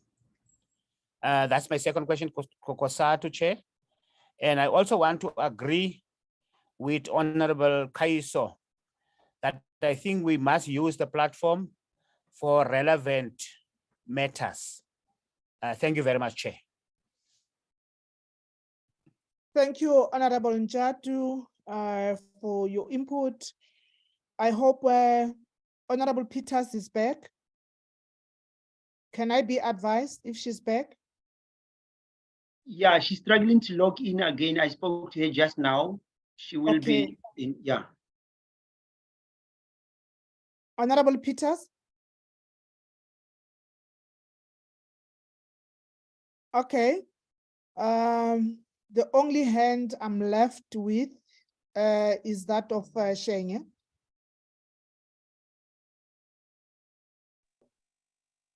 Chairperson?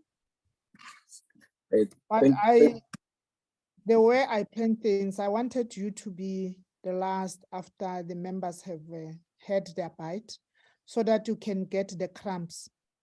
Thank you, Honorable Chairperson. And let me welcome the presentations by COSATU, by Public Service Accountability Monitor, by Organization and Doing Tax Abuse. Thank you very much for your presentations. And let me start with my questions. Mainly this goes to COSATU. What do you think the permanent GFIP challenge, permanent solution of the GFIP problem should be? Especially I hear a lot of different ideas coming up here, others suggesting that no, Gauteng should not be involved and so on. What is the progressive stance of trying to resolve the challenge that even after this recapitalization is still going to be there? Number two, you refer to support which should be given to ESCOM and Metro Rail. I'm not very sure exactly what you mean. As you know that Parliament has approved over 264 billion rand for ESCOM. You also know that when it comes to underspending, Metro Rail PRASA has been a perennial underspender. In the year that we're coming from, they underspent by 14 billion rand. So what type of support are you looking for from Parliament? Still COSATU,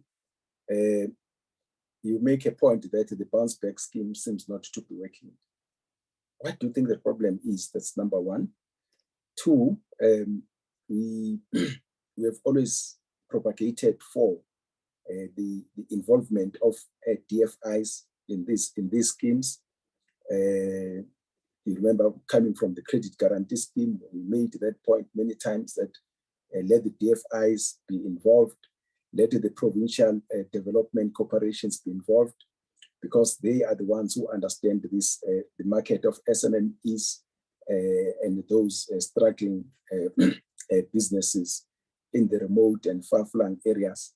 But it looks like there's reluctance, despite the fact that the minister in his budget speech or in the midterm budget speech, that's what he said. So the question is, what do you consider to be the problem? And how can we make this one work? Because failure to make it work again, it means that we were failing to reignite the economy. This goes to Ms. Cotter. Ms. Kota, you bemoan the fact of underspending by the departments, and why we are in agreement with you.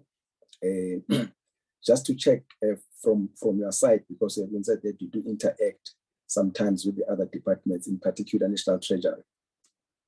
What do you consider to be the main problem there? And how do you see this one being resolved? Perhaps you will take comfort from the fact that the Standing Committee on Appropriations, on its report dealing with the budget, the appropriations bill in June, one of the things that we said is that we wanted portfolio committees to stay closer to this one so that they can intervene in real time. So as a matter of fact, yesterday, the Speaker of Parliament has written to all to the Chair of Chairs who convened us yesterday to say, let the committees put their heads together to ensure that this thing doesn't happen, because obviously, I'm saying one big problem of not spending money is that the services are being denied to our people. But there are many other financial implications of that. The economy is not growing, the jobs are not being provided for, business is not given an opportunity to do that business.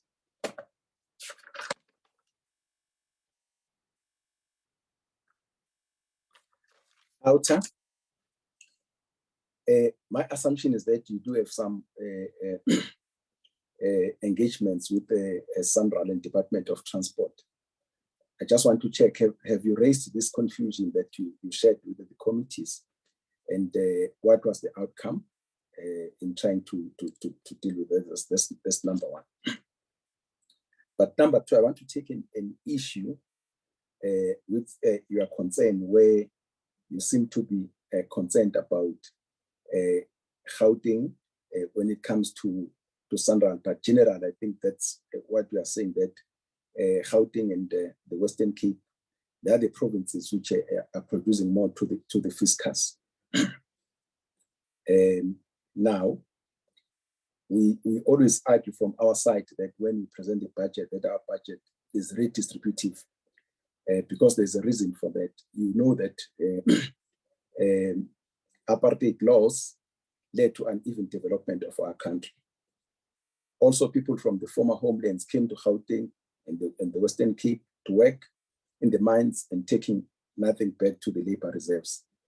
Are you then saying that they should be left on their own and let the economies of Gauteng and the Western Cape, which were developed by all of us, and then those who are in the rural areas, which were deliberately left out because of successive apartheid discriminatory laws, they must then fend for themselves? Do you think that would be a fair approach to the uneven development of our country? That goes to outer. I hear there's a from some honorable members here who consider privatization as the panacea of the problems. Let me come to electric generation. The Minister of Minerals and Energy came out and said now private companies are allowed to generate electricity up to 100 megawatts. They've been a very slow uptake. And I always ask myself, if they want to generate electricity now, why don't they do that? Why must they always wait for state assets? I think from where I am, let them not wait for state assets. Let them go and generate electricity. And ESCOM has said that is prepared to take that electricity to the grid. The problem is that always privatization means taking government assets to private hands. Why don't we start our things? This is a free country. Let people start their things. Let them not wait for government assets. Otherwise, we'll end up bolstering the view that they want government assets because most of the time they get those assets for next to nothing. So they should put their mouth where they should put money where their mouths are. But again, this thing of privatization as if it's a panacea, as if there are no problems in private companies. One of the biggest faults in this country and internationally is the stain-off, which has been captured in the Steinhurst movie. it's private sector there. And Steinhoff went down with a lot of pensioners' money, although in most cases we seem to be muted when it comes to that. So why I'm mentioning that, I'm saying it's wrong to always take a privatization or private operation as if this is a panacea to all our problems. Tongati Hewlett in KZN is taking the whole economy of KZN down with, again, it's falling apart. It's taking down the commercial farmers, the emerging farmers, the work, and so on and so forth. So it's wrong to posture and create an impression that everything private is successful. And by the way, I'm of the view that government should intervene in Tongati Hewlett, because that is very important for the economy of that part of the country and of South Africa in general. And they should engage with the management and the shareholders and the board to try and save Tongati Hewlett. So for me, it's not only saving the public sector companies. I think those that are falling, like the ones I've just mentioned, should also be assisted to try and save jobs and save the economy. Lastly, we yesterday as COA, we engaged with the Minister of Public Enterprises about the special appropriation bill. But one thing that came up was the question of the leader of the opposition being stopped from performing his oversight responsibility. And he just stressed that there's nobody who's being stressed. Members of parliament have the right to do that. But I think where we agree with him is that if all of us could wake up and say, now we're going to go to and do oversight somewhere, it would be chaos to say the least. So he said, let these things be properly arranged, and then members have the right, they can go and execute their responsibility as far as, and we agree with the minister when it comes to that. That will be my last input, Honorable Chairperson. Thank you very much for your indulgence. Thank you very much, Shenge. I see Honorable Peters is back on the platform. Thank you, Chair. Yes, I'm back on the platform. Let me run quickly before I get disconnected again. Let me start by indicating that today is the launch of the 16 days of activism against gender-based violence and femicide. And I appeal to all members to really, in these 16 days, do their part in advocating for an end to this scourge on women, this pandemic in particular on women and children that is perpetrated by the men of our society.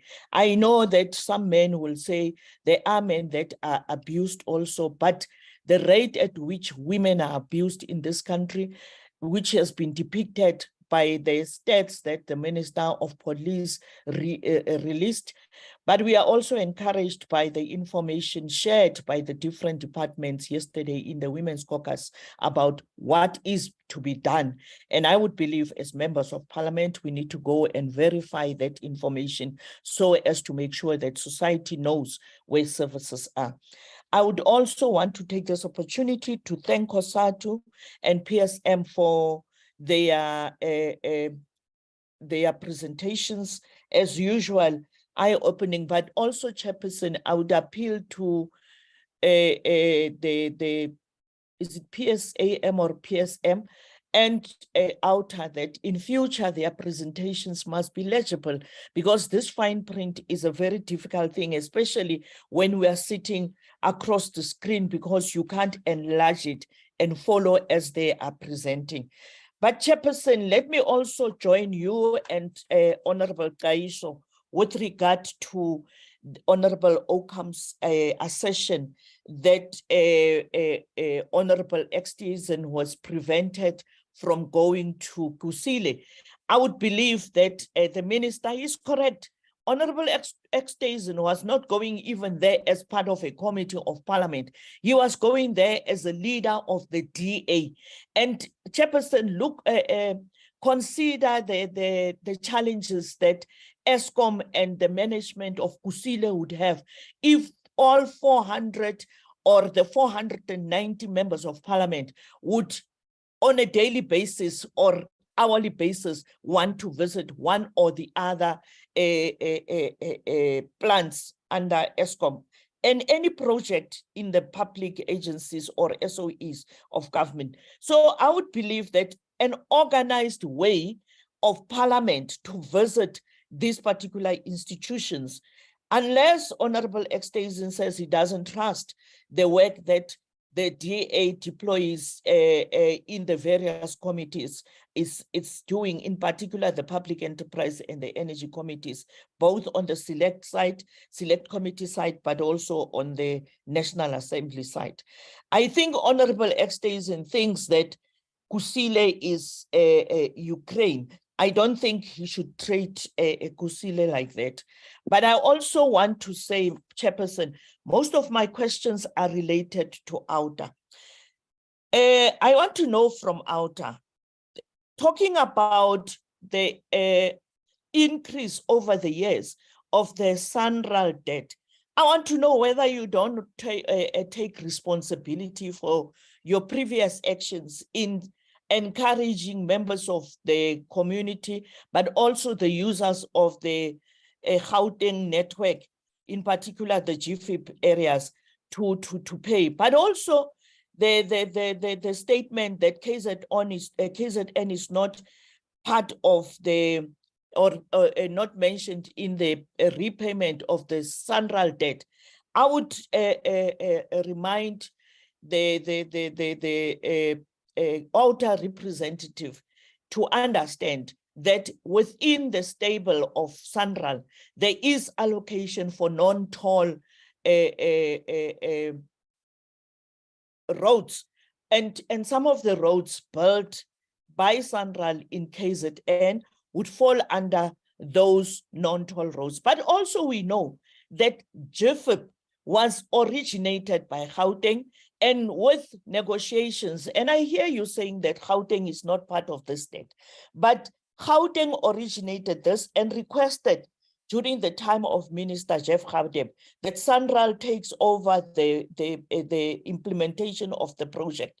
And SANRAL was left with a baby. And I would believe that at all time, there has been an indication, even from the ANC side, that the debt within SANRAL for GFIP is not a roads-related problem, but a funding-related problem. We allowed the debt to escalate, and there is a need for the province and Gauteng, as part of the decisions made in 2015, but also 2026 with the former premier, that the work will be done by the two provinces. So I want us to remember that if necessary, you can go and ask the Minister of Environment, who was the MEC of Finance in Gauteng, that this matter was engaged by the two relevant stakeholders. But also, what is Outer's view with regard to the user pay principle? And the user pay principle is applicable to the Gautrain and airports and other areas of society. The user pay principle with regard to the telecommunication site and other services, just to mention a few. What is the user pay principle meaning to Outer? And how does Outer suggest that the 750,000 kilometers of road surface in South Africa should be built and maintained? And also, Chairperson, I think it is important that Outer indicate to us, because they speak about being an organization of unjust taxation. And they need to also inform us on when they talk about unjust taxation, what is their view with regard to what has always been raised in the public hearings, and Outer would have been part of the platforms in the previous public hearings with regard to Mobi.com's suggestion that the rich be taxed to fund a basic income support for the unemployed and the poorest of the poor, so that we can be able to deal with the situation of poverty and inequality in our society. We've always been told that South Africa is the most unequal society in the world. How do we balance that inequality without taking from the rich to be able to fund the poorest of the poor? And also, what is their view with regard to the extension of the SRD, whilst the Department of Social Development, National Treasury and Government broadly is working on this initiative of a basic income support for the people of South Africa? And I thank you, Chairperson. Thank you, Honorable Peters. I just have a few remarks to make or clarity-seeking questions. And the better part of what I wanted to ask has been covered. And before I do that, can I check if there's another hand from the members who have not spoken before? Lubabalo, is there anyone, Darren? No, Chairperson, there is no extra hand. Okay. All right, thank you. Thank you very much, members. I will start by the Congress of the South African Trade Unions presentation, but I think this falls to all other stakeholders because they also represent the communities. Because before I become a worker, I am a community member, and you represent the interests of the community members. And my question will be, according to you, what steps or specific steps, so to say, should be taken to address the effectiveness of the disaster response process? You know, given the recent floods in the 3 provinces, more especially in KZN. I'm saying this because I'm reminded of our last week taking Parliament to the people. People were raising this, and also in the NCOP when we call ministers to give us presentations, and others sector committees, and in all the debates, this thing is being raised. And I want to hear from you that in as far as these floods are concerned, and we have seen the process of relief funding being delayed while victims continued to be affected by these disasters. What can you recommend? And the other thing, I know somebody spoke about the negotiations, and Comrade Matthew, I know you also know that this is something that has been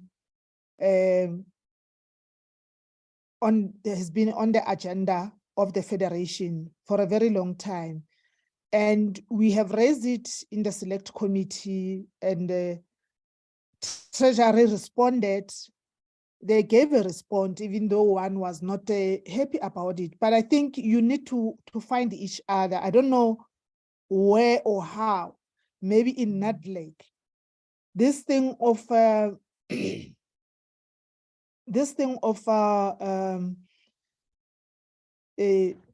government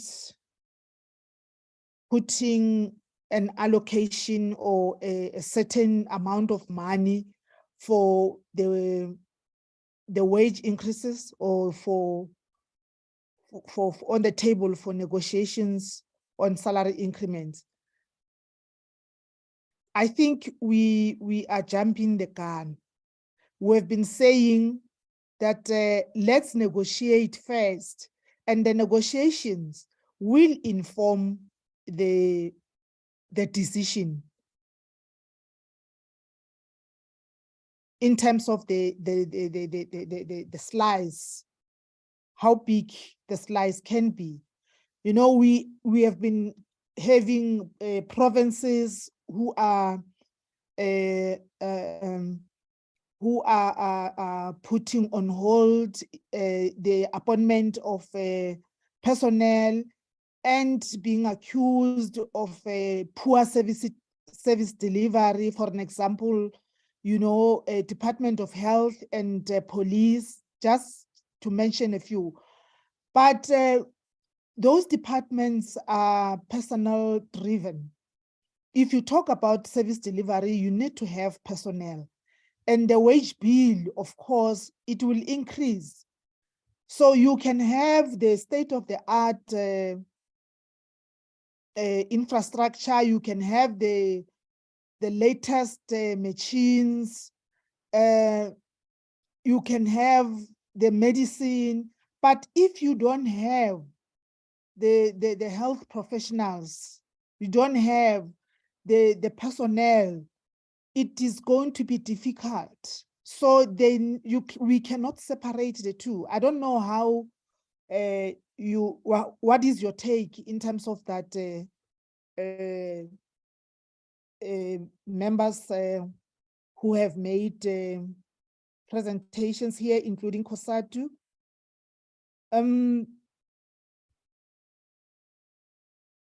I want, okay, on the issue of the state-owned enterprise, I think many honorable members have spoken to it. Even last night we spoke to it.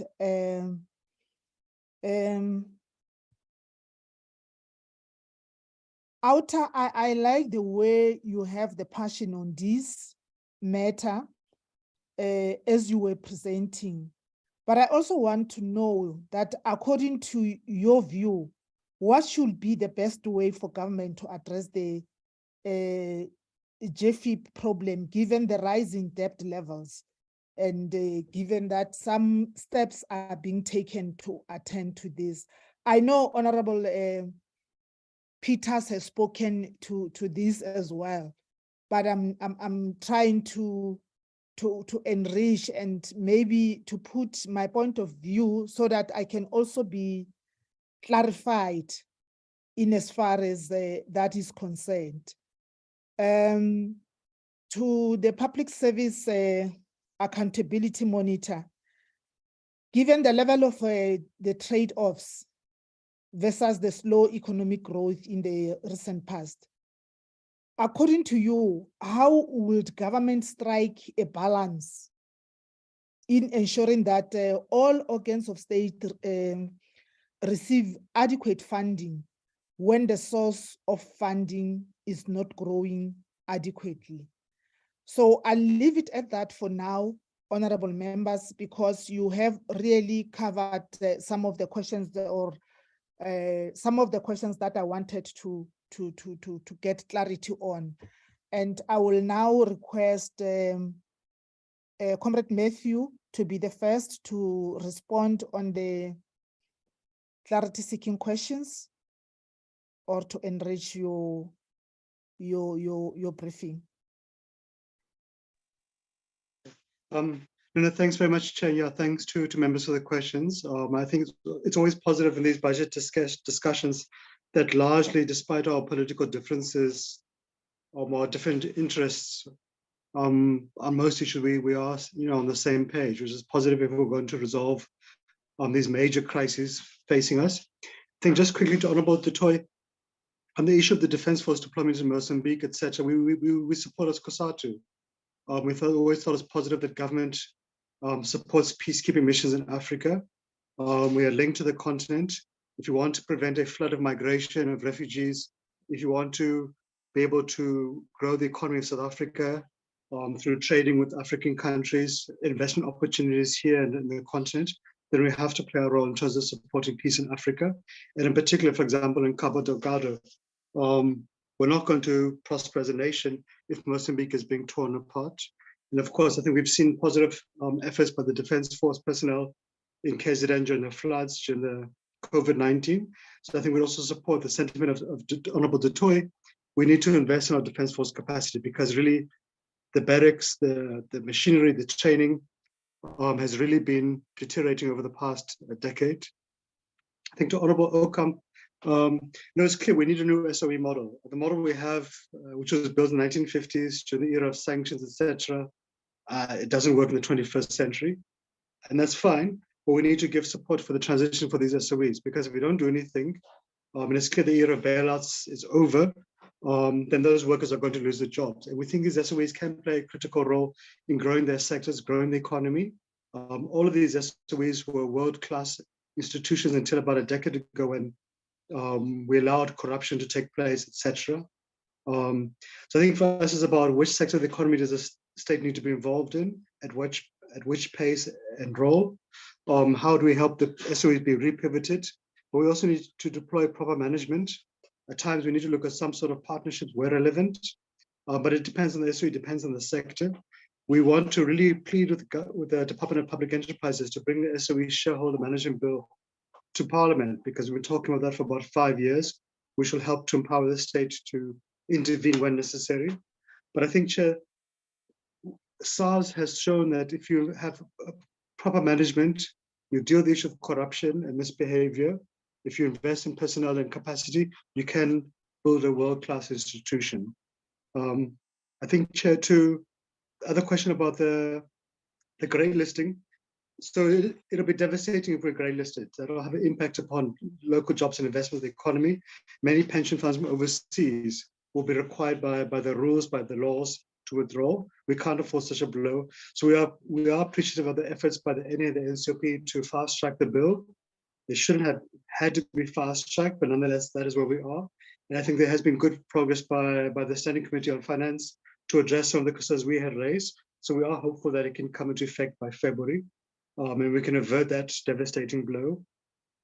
I think also, Chair, we want to agree with Honourable Okam. We can't talk about land reform if we're going to be cutting the budgets allocated to it or be giving too little money. But of course, the budget is one issue. It's also about the legislative reforms. There's quite a few land reform bills that are just sitting in the department, not being tabled at Parliament, which would help. But of course, the law is one thing, but you need to give support to emerging farmers, be it in terms of financing, transport, access to markets, insurance, the issues of irrigation, electricity.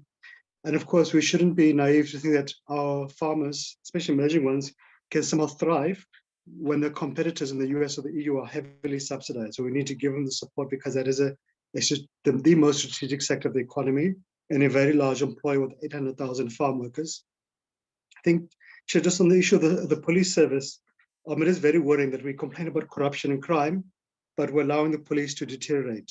Not just the headcount decline of over 30,000 in a decade, but only 1 out of 3 vehicles being in working condition. The salaries paid to your police officers is pitiful, and it exposes the temptation to corruption, the quality training, the levels of corruption, the conditions of many of the police stations is really alarming. And of course, Chair, also, it doesn't make sense while we're in the judiciary, we allow court cases to be delayed and postponed ever and ever again. It just adds to the further backlog, and it frustrates the police who ask, is it worthwhile investigating this case if I'm going to have to sit in court for 12 appearances? And I think we should also be putting pressure to Treasury in terms of the NPA vacancies.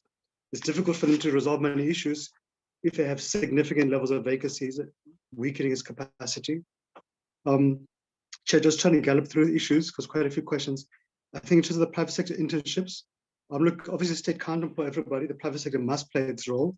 We think there are opportunities and resources available for them to use for internships, be it the employment tax incentive, the CETA internship programs, the UIF normal TERS. We think there is a need for us to discuss a progressive tax regime for SMEs, but also we need to see the private sector also showing solidarity to their colleagues by supporting local procurement. And Chair, it's quite worrying that we're halfway through the financial year, but in reality, we're now entering the kind of the final leg of the year, because not much will happen in government departments December, January.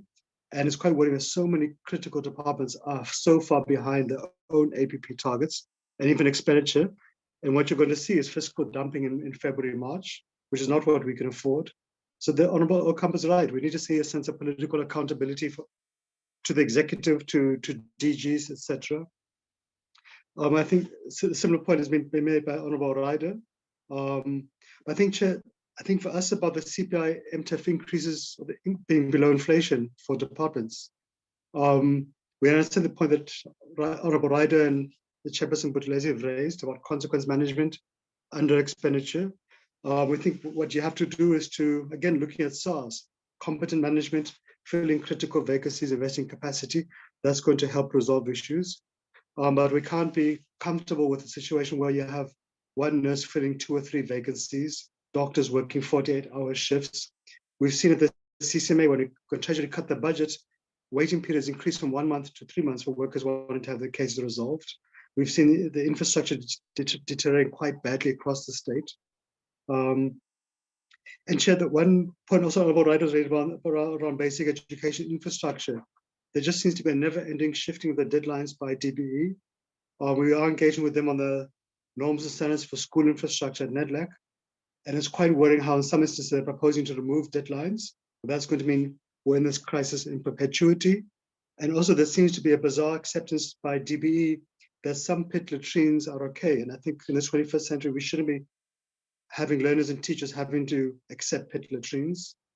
I think to Honorable Kaiso, the vacancy levels are quite alarming, not just for the police, but for the Department of Health, Basic Education, Home Affairs, I think are the 4 most critical ones, and you can see the impact on the quality of service delivery.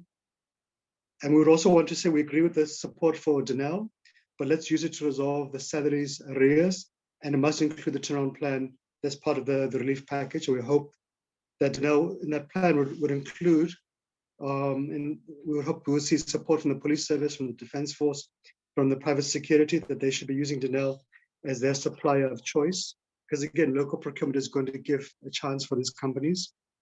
Chair, just getting to the end, the issues of collective bargaining raised by yourself, Chair, and Honorable Njaru, we think number one is government needs to respect collective bargaining. If we reach agreements, let's honor them. If government, for example, is in a fiscal crisis, it should go and engage in good faith, admit we're in a crisis, let's say, let's look at alternatives. But what the previous Minister of Finance did of simply going to Parliament and say, well, we're not going to honor this agreement and the public servants can go and jump in the nearest lake, that doesn't help build collective bargaining. And in fact, it spurs other employees in the state and the private sector to do likewise. But we appreciate, Chair, we don't want to force the state to go off the fiscal cliff. We think there is a way to protect nurses and police officers, for example, teachers from inflation. You can cut what we pay on top to senior management, especially in the entities. We can have a single collective bargaining regime for the state. We can look at the issue of ghost posts, where in PRASA they managed to remove 3,000 ghost posts. That is about, I think, 15, almost 20% of the staff complement. We think there's similar probably ghost posts in some of the municipalities and other entities. But Chair, the wage bill has been stable at 35% for the last 12 years. It hasn't grown. And as you said, it'll always be the largest budget item for any employer. But we think there is a need to find a win-win approach which respects the state's fiscal crisis, but also respects the need for workers to survive. Chair, on the social grants, I think for us, the deepest concern is the administrative chaos. You see the queues of the post office. You see many people struggling to get their applications through. And we also think at times that Treasury went a little bit too far at times when they were engaging with SARS about the application criteria. But that needs to be resolved because it's quite alarming that 15% of the money we've set aside for the SAD grant is now not being spent, yet we're in a sea of poverty. But we should also be linking the SAD grant and other social grants where relevant to skills programs to help people find work. I think, Chair, just getting to the last questions from the 2 chairs, I think to Honourable Chair, to yourself in terms of disaster management. So I think we've learned the lessons. We need to have ample reserves available. We need to capacitate the state in terms of rapid response, but also we need to have strong transparency and accountability and measures to prevent corruption. But I think, Chair, also you will see many of the issues which you're asking, what can you do to prevent? I think one is to invest in infrastructure, so the roads and the bridges, the houses don't crumble like this, but also to mitigate climate change. So to avoid building communities on the slopes of mountains, for example, to avoid cutting down trees which help to prevent soil erosion, etc. So there's a lot of hard work that we do need to do. We need to learn the lessons. I think, Chair, just lastly to Honorable Shenge, I think on the e-tolling, that's what I'm saying, it's positive governance now settling the issue. We need to have that discussion about what is a sustainable progressive funding mechanism for it, which doesn't squeeze the economy or commuters.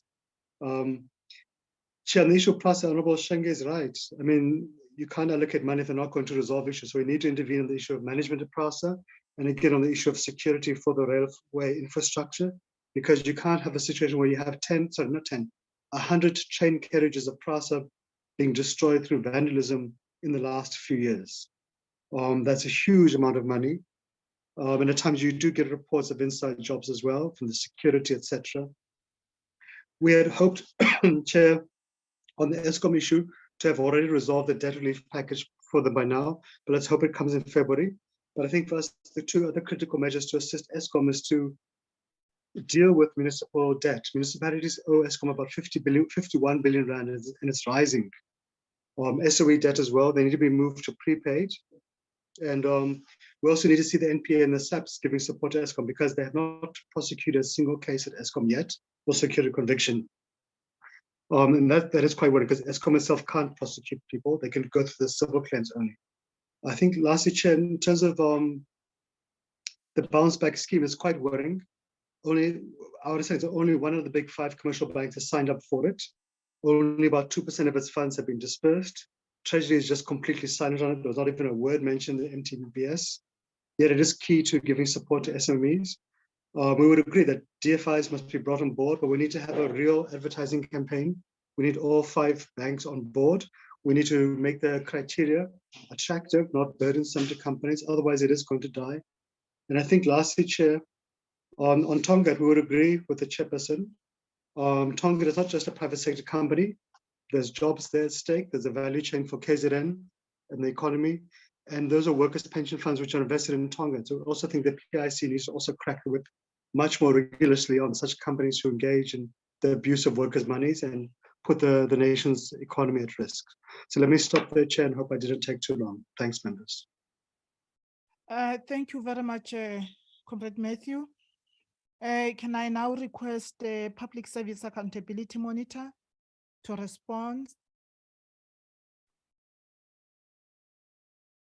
Thank you very much, Chair, and I'll do my best to cover all the questions I propose, and if I do miss any, I'd appeal to members to maybe just remind me in the chat, and I can reply in the chat if I do miss any. I think in response, and it wasn't to ask necessarily directly to of us, but around the privatization of SOEs. One thing perhaps, and this is not an area of research or expertise that we have, but what we have over the years emphasized is the need to strengthen the oversight of SOEs, and we have been encouraged by the lights around strengthening the process of appointments to boards. And so for us, that would be an area of kind of deepening of reform, and then rather than the focus necessarily at this point of privatizing SOEs, so more about bolstering existing processes and ensuring greater accountability. But of course, I think there are many who are better placed to speak to the issue of privatization within this context.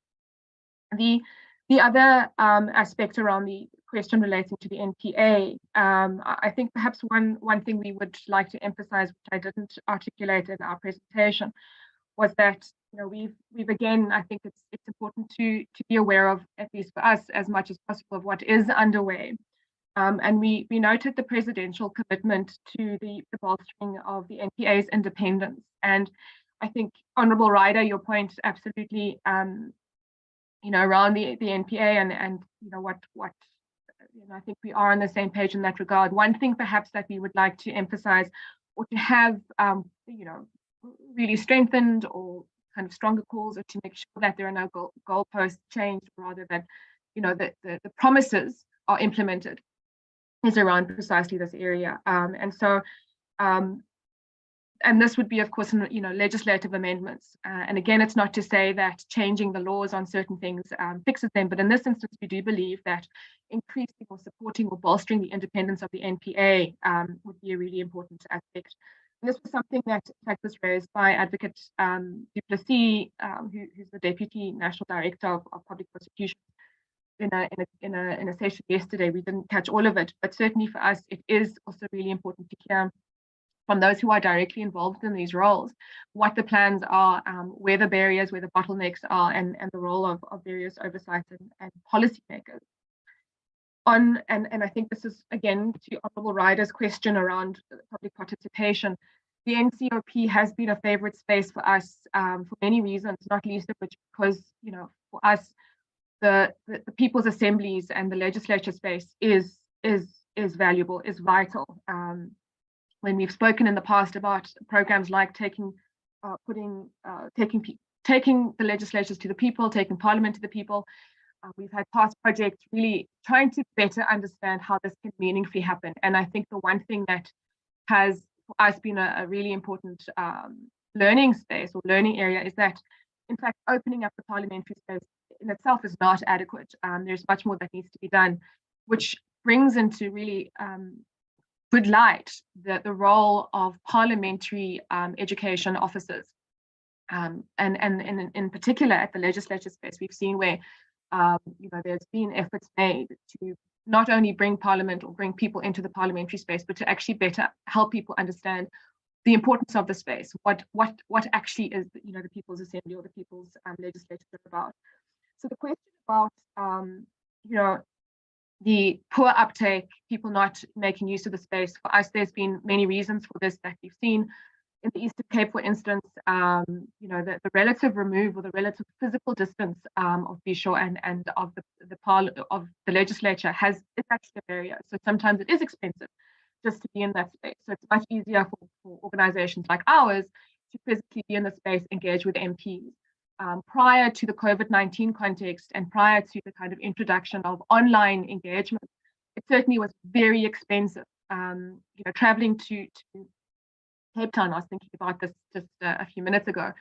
Having to travel to Cape Town, for instance, to engage, with committees, means a flight, means overnight stay, means paying for accommodation if you're not, anywhere close by, and that immediately closes the space for many people. So the question then of how to not only really meaningfully increase access, but on the other hand to kind of get those inputs. One, I think the online context likely, we haven't done research on this, but the online and virtual context likely has opened up a lot of meaningful opportunities and avenues. The Parliamentary Monitoring Group, we've noted, has done some really important work tracking this and looking at what this has meant for oversight and public participation. We'd also say that simplifying really complex processes. So the budget process, I think we come back to this time and again, is complex.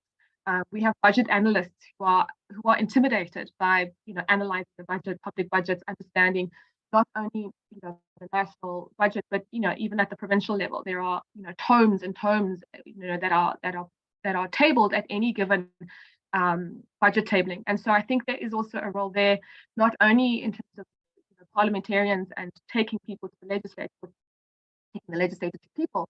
That role to be played, civic education, but there is, and we have tried to do this, there is a role for different civic actors to play as well. The other entities or the other important role players in this space are in fact those at the implementation end.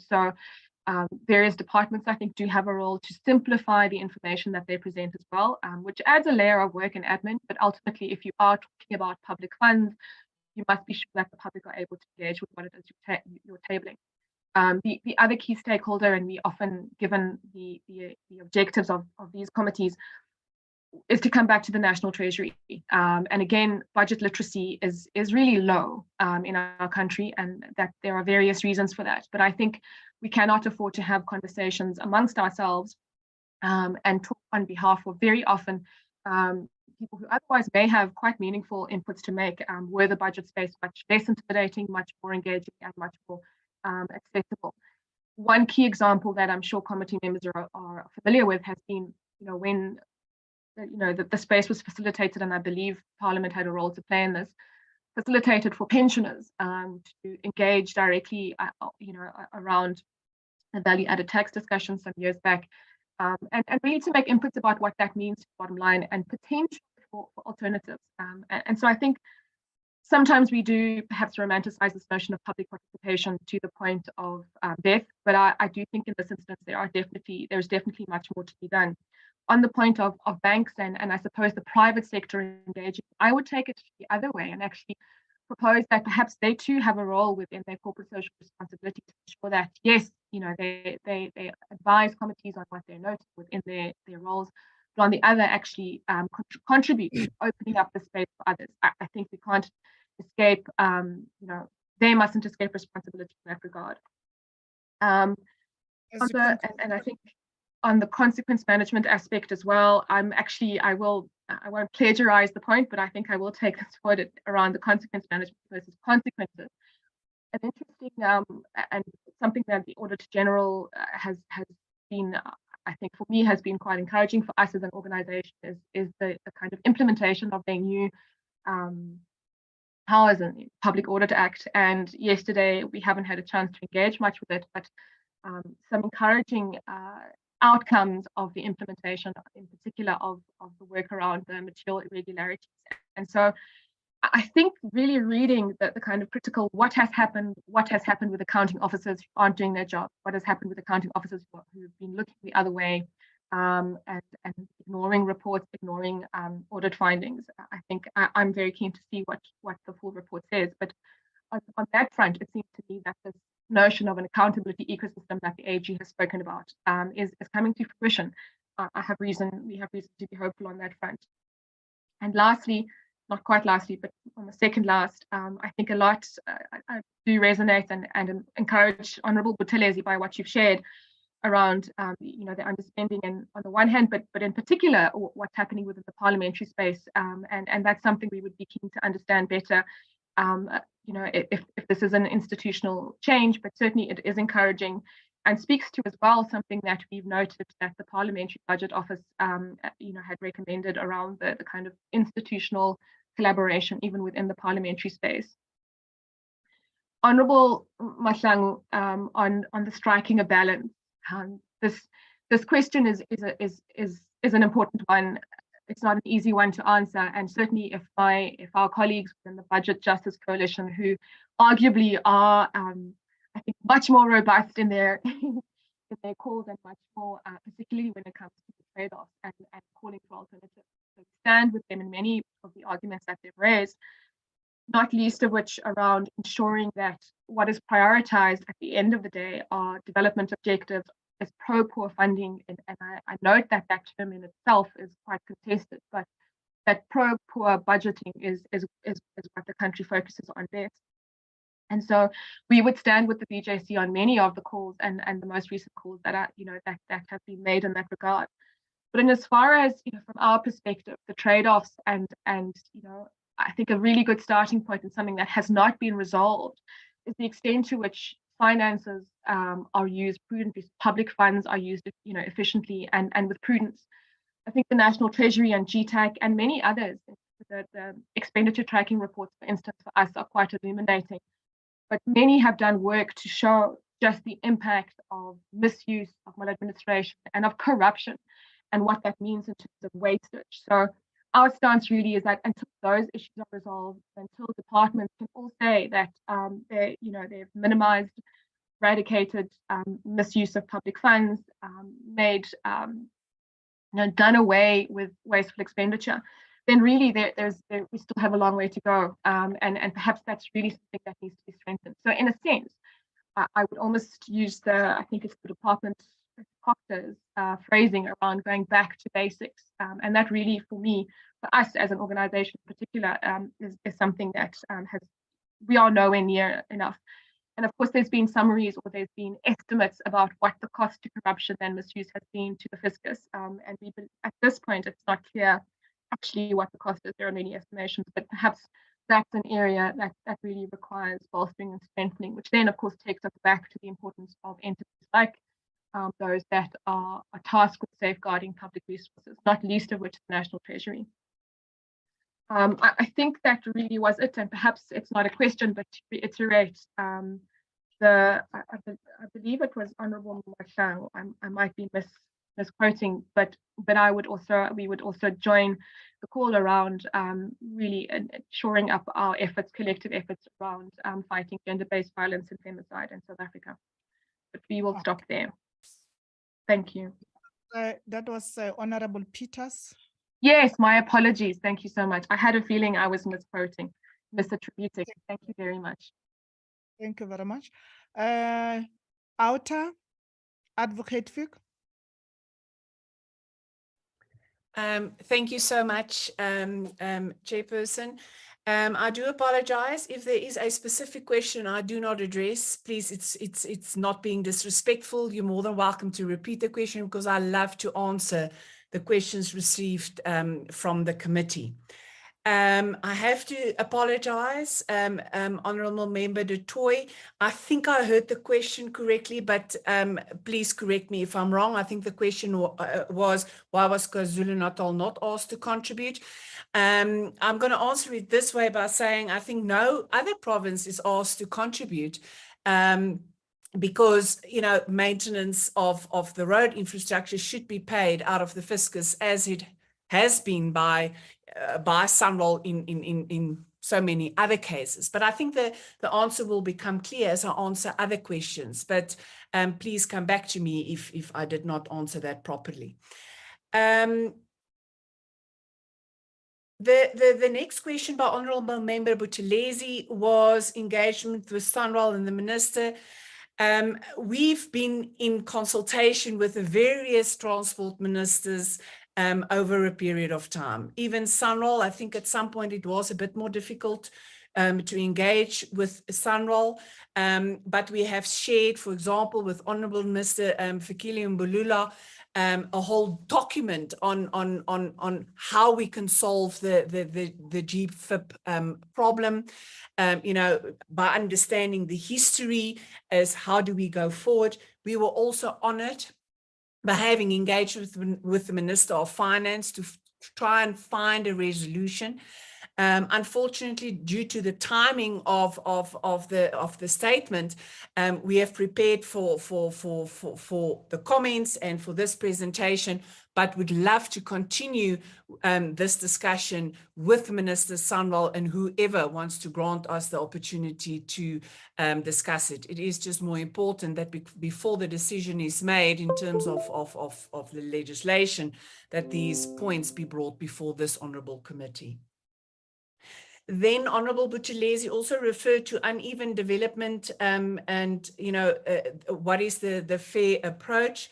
Honourable Buthelezi, I would agree with you. There is definitely uneven development. I do have to apologise. I did not mean to say that, you know, Gauteng doesn't have to contribute, you know, to Treasury and to the fiscus.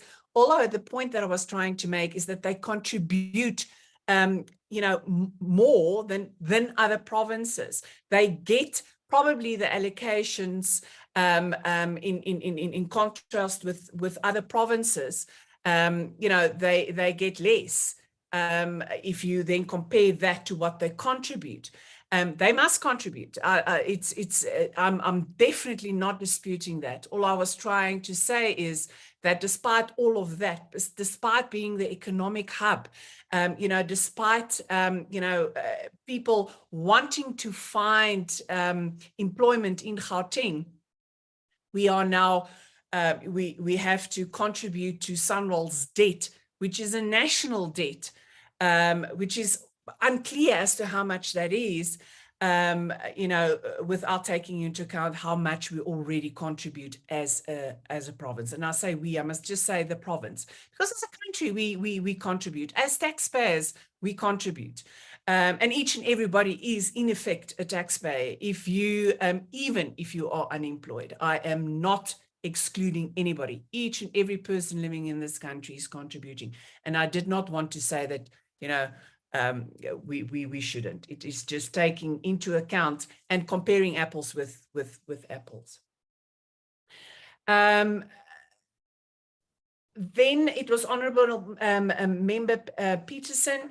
I take it, Honourable Peterson, we will definitely take into consideration the fact that the font should be larger. I do apologise. We did go out of our way, and I want to request that the members of the committee should please look at the submissions. I apologise if the presentation was unreadable, but I do want to say, and I would like to ask that members take the submissions into consideration. We are granted a very limited period of time to get our point across, and that's what we're trying to do with the presentation. But I think one should consider the whole submission so that it can be seen in a bigger picture. So I hope that will help the honourable member. With regards to the second question from the honourable member was the user pay principle. Is there anything, what do we say? What is our opinion? User pay principle as a principle, nothing wrong with it. The problem is where it was implemented, and the user pay principle to pay for the upgrade of the roads.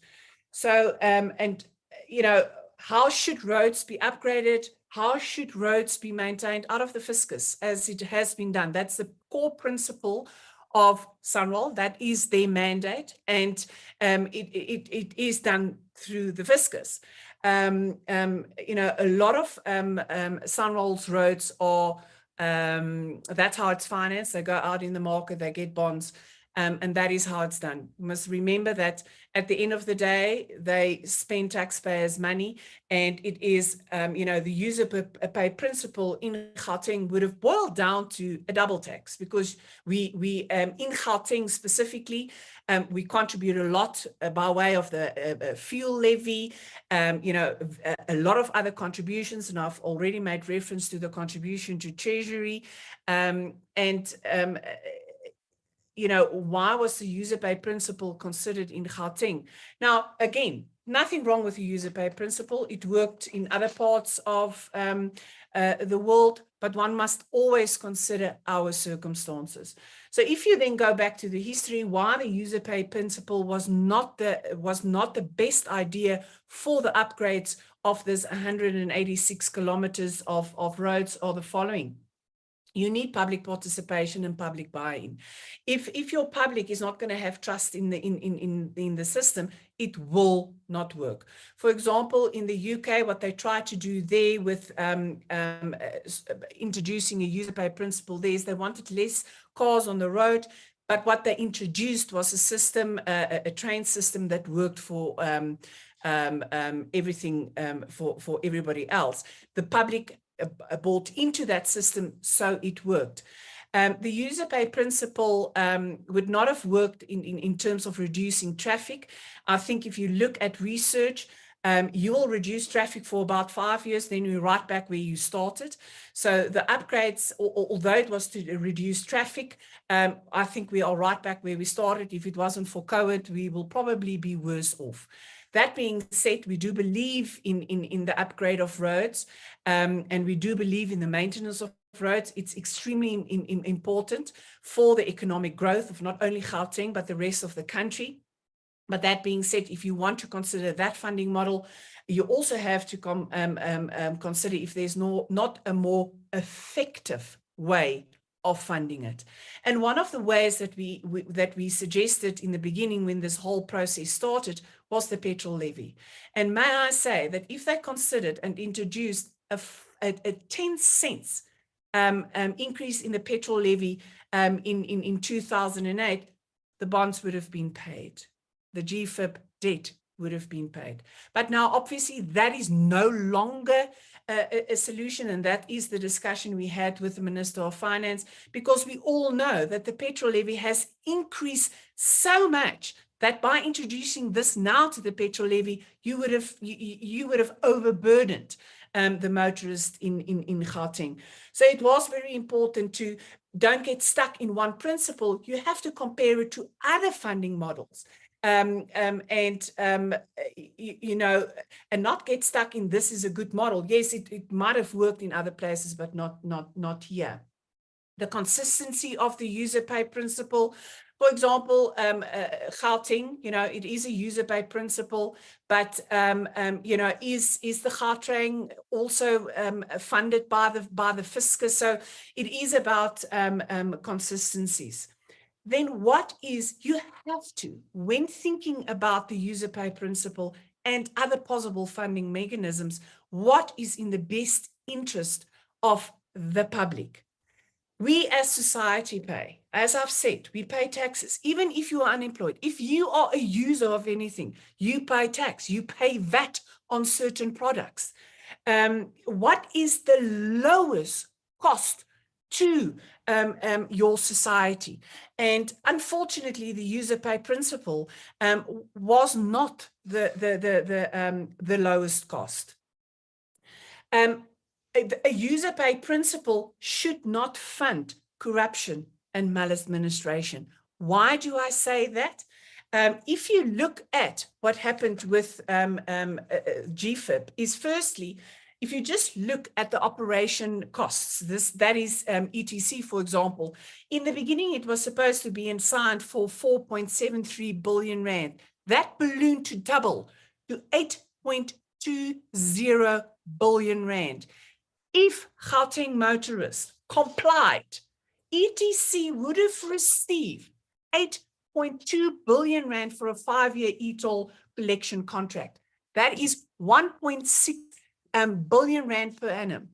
Is that cost effective? This is money that is leaving South Africa, because we all know that ETC is, although there was a BEE partner, they were bought out fairly quickly in the beginning, and it is overseas companies. So again, is this in the best interest of society? No. Then we look at the construction costs. Now, I want to reiterate again, Sunroll's roads in 2018 roundabouts covered 21,922 kilometers. I do believe that has now increased to 22,000 kilometers. So Sunroll is in charge of 22, let's round it off, 22,000 kilometers.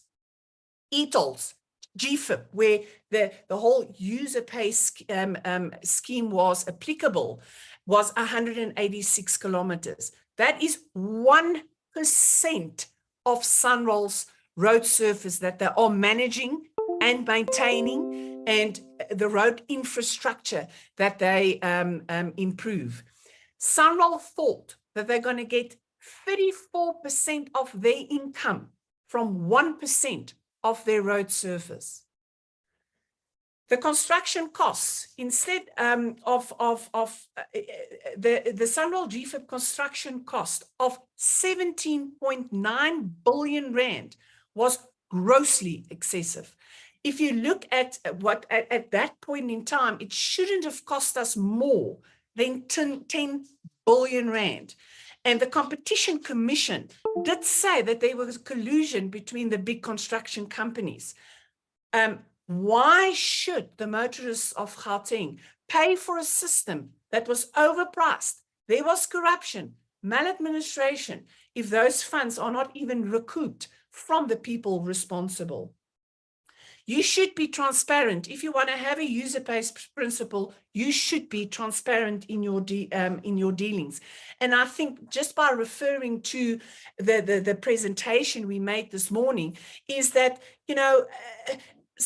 Sunroll's money matters are not exactly transparent because it's so difficult to understand and to calculate what their debt is, what did they do with the grants. Sunroll has received grants from government since their inception. That is their business model.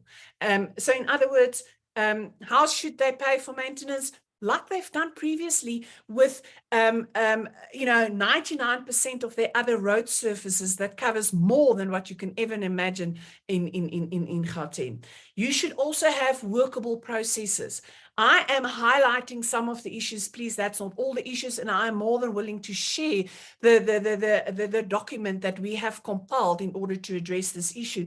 But you should also have workable processes. We all know that the whole Sunroll billing is based on NATIS. It was then called e-NATIS. Inatis is a mess. So what you are sitting with is there's a trust deficit because and you will never have buy-in from the public because Inatis has never been fixed. I think if members of this committee can just share how many times they receive tickets, don't know. I can say that I, for example, have on more than one occasion received a ticket for a not even motor vehicle, for a motorcycle. I can assure you, I do not possess. It is my number plate, but I was driving a car at that moment, and that is what motorists were plagued with. So in essence, it is all these points that if you want to consider a user pay principle in your circumstances, you have to take all of that into account. I am sure this committee will agree with me that government is not there to make money. Government is there to make life easier. They are easier for citizens. They are there to govern the citizens in the best interest of the citizens. And that the user pay principle in this instance was definitely not in the best interest. May I also just say that maybe Sunwell borrowed from international companies to finance some of their debt, but the GFIP debt were largely financed by PIC. And it is incomprehensible that, national government can't go back to the PIC and renegotiate some of the terms. It was at a rate of around 12%, which is also a bit exorbitant if you really look at it. Again, effective funding model, being in the best interest, low cost. But I'll leave it there. As you conclude, Advocate. Thank you so much. Then there was this question about as well, tax. May I just say that we are the organization undoing tax abuse. So we are concentrated on how taxes are spent, whether that is done in the best interest of South Africa. But to answer your point, there is an enormous amount of inequality and unemployment. I think my first, how do you solve that, is by stopping corruption. The AG has just brought out her report. We've seen that there's an enormous amount of fruitless and wasteless expenditure. You will solve a lot of the problems in South Africa, a lot of the inequality, a lot of the unemployment by just stopping the sheer loss of income. To talk to wealth tax, I don't necessarily want to put myself in a box and answer that because you can get into trouble if you are quoted on, if I say no, it might be interpreted in the wrong way. May I just leave this with you? According to Treasury, 2 million of individuals pay 80% of personal income tax. Government receives a large amount of their income funding that is available for all these lovely things we were talking about today from a very small group of people. If you overtax them, we're already seeing people leaving South Africa. We see young individuals that contribute to this economy leave South Africa. And it's not just white individuals. I hate branding people. We are South Africans. But a lot of individuals that is contributing to the economy of South Africa is leaving this country. So by introducing more tax without giving services, because we are also plagued with load shedding, potholes, no services. We don't have water. We don't have clean water. We don't have proper education for each and every child in this country. You want to overburden your small tax base is going to create more problems that you will find solutions. People generally want to have jobs. And I think it is extremely important that we create more jobs. Government must make sure that they create a platform where, the private sector can contribute to creating more jobs so that we can give dignity to more people of South Africa. Hopefully I have answered all your questions. And again, thank you very much for giving us this opportunity.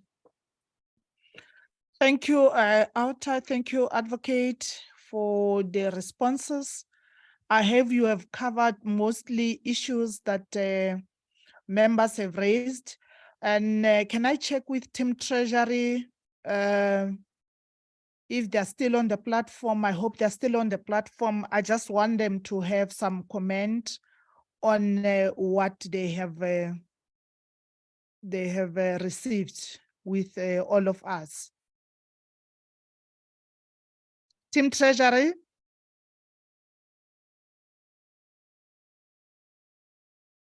Yanga. Lubabalo, am I audible? Who is here from Treasury? Yes, Chairperson, you are audible. I see Mr. Seshe, Mr. Is Sikwari. Yanga not here? Let me fill Yanga, Chairperson. No, Yanga is not here, Chairperson. Okay. Okay, Team Treasury, can you have some comment on the responses, please?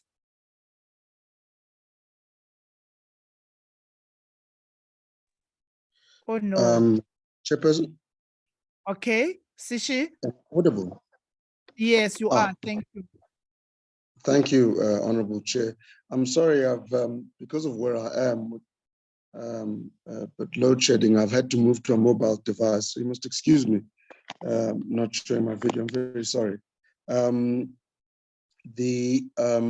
There's a number of points that were raised, and I think in the time remaining, I think it's best to perhaps just reflect in a more general sense, but also indicate in terms of the thinking on the appropriations, the adjusted appropriation and the special appropriation that are part of the MTBPS is trying to balance the need to address very significant unforeseen and unavoidable events, such as those related to the floods that occurred mainly in KZN and Eastern Cape, the devastating floods that occurred at the time, but also other requirements, such as, for example, the need to continue supporting the deployment of Defence Force servicemen in Mozambique and other items.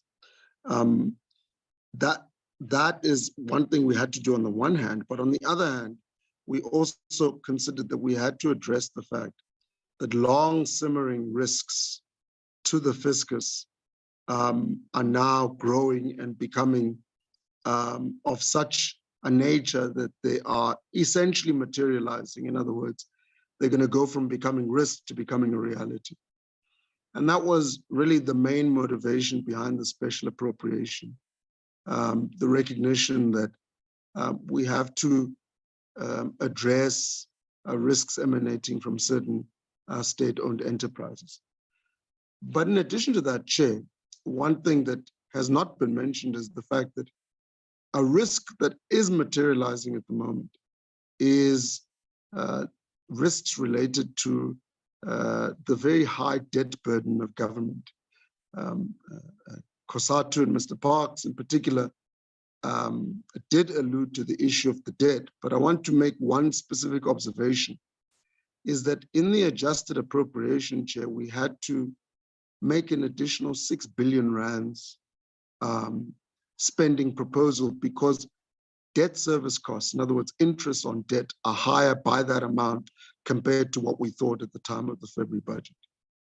This is no small matter because that amount of 6 billion is the second largest item of adjustments in the adjusted appropriation after the provision for the floods, indicating the fact that budgeting is complicated by the fact that in addition to the very significant needs that government has to meet in respect of service delivery, we have got obligations that arise from actions in the past that are an encumbrance on the fiscus.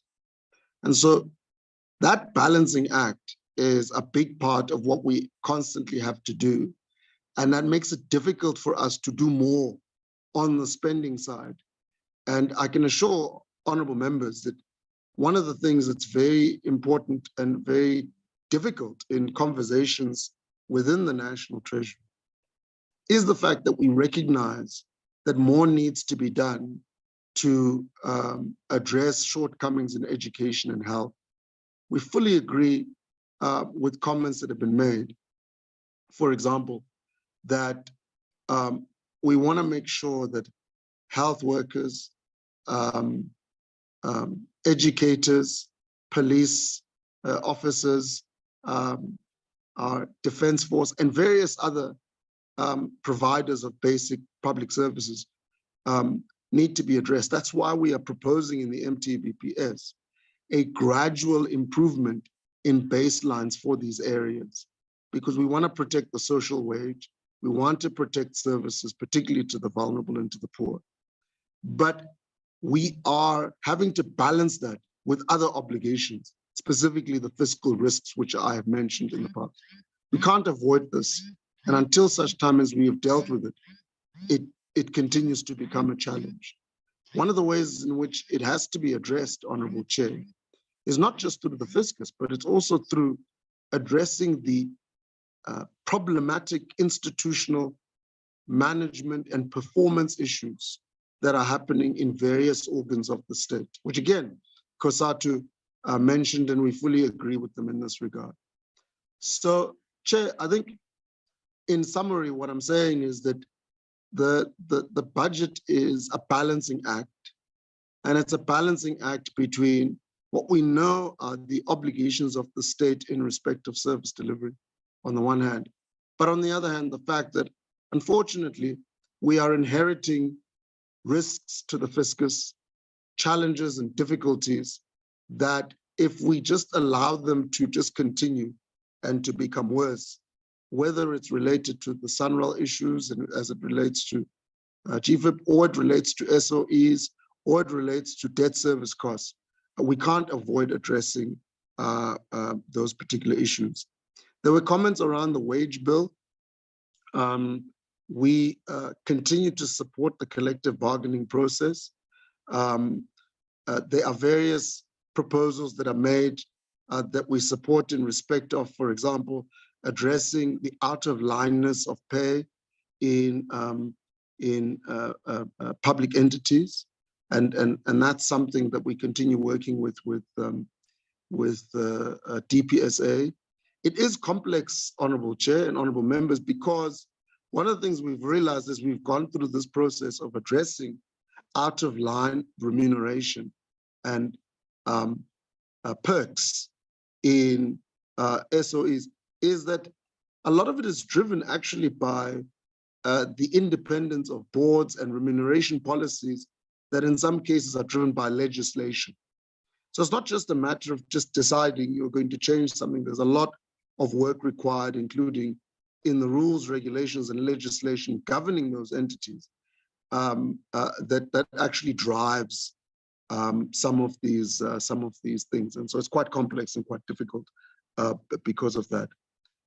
Finally, Chair, let me just indicate that, with respect to things like the user pay principle in respect to GFIP, we remain of the same view in respect of the user pay principle. We have not changed in that regard.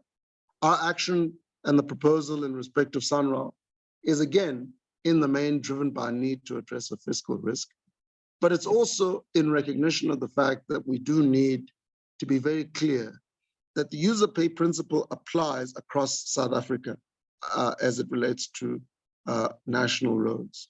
If you drive across the national roads, you pay a toll, and that is part of the user pay principle. And in recognition of the fact that if we don't have a mechanism for collecting that revenue, those roads will fall apart.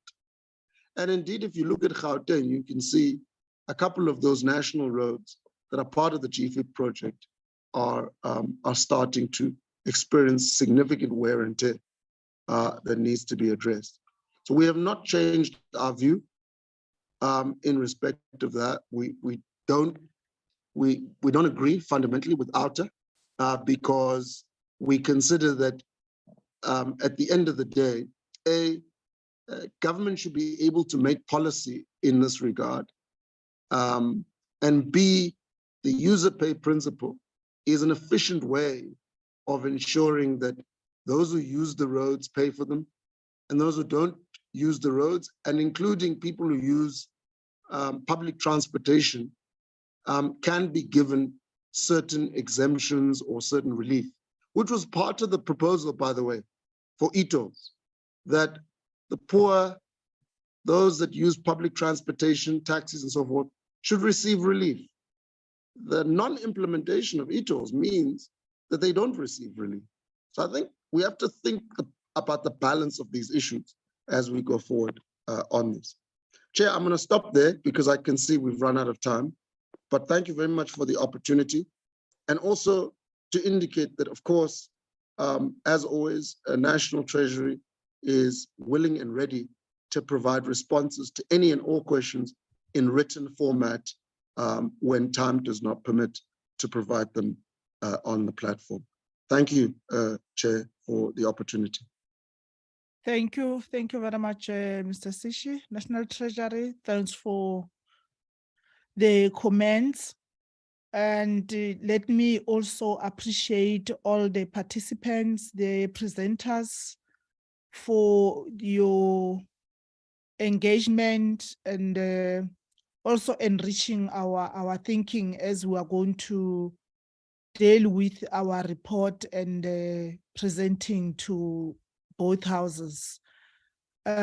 Before I give the co-chairperson an opportunity to have some parting words, there's an item, the last item before closure,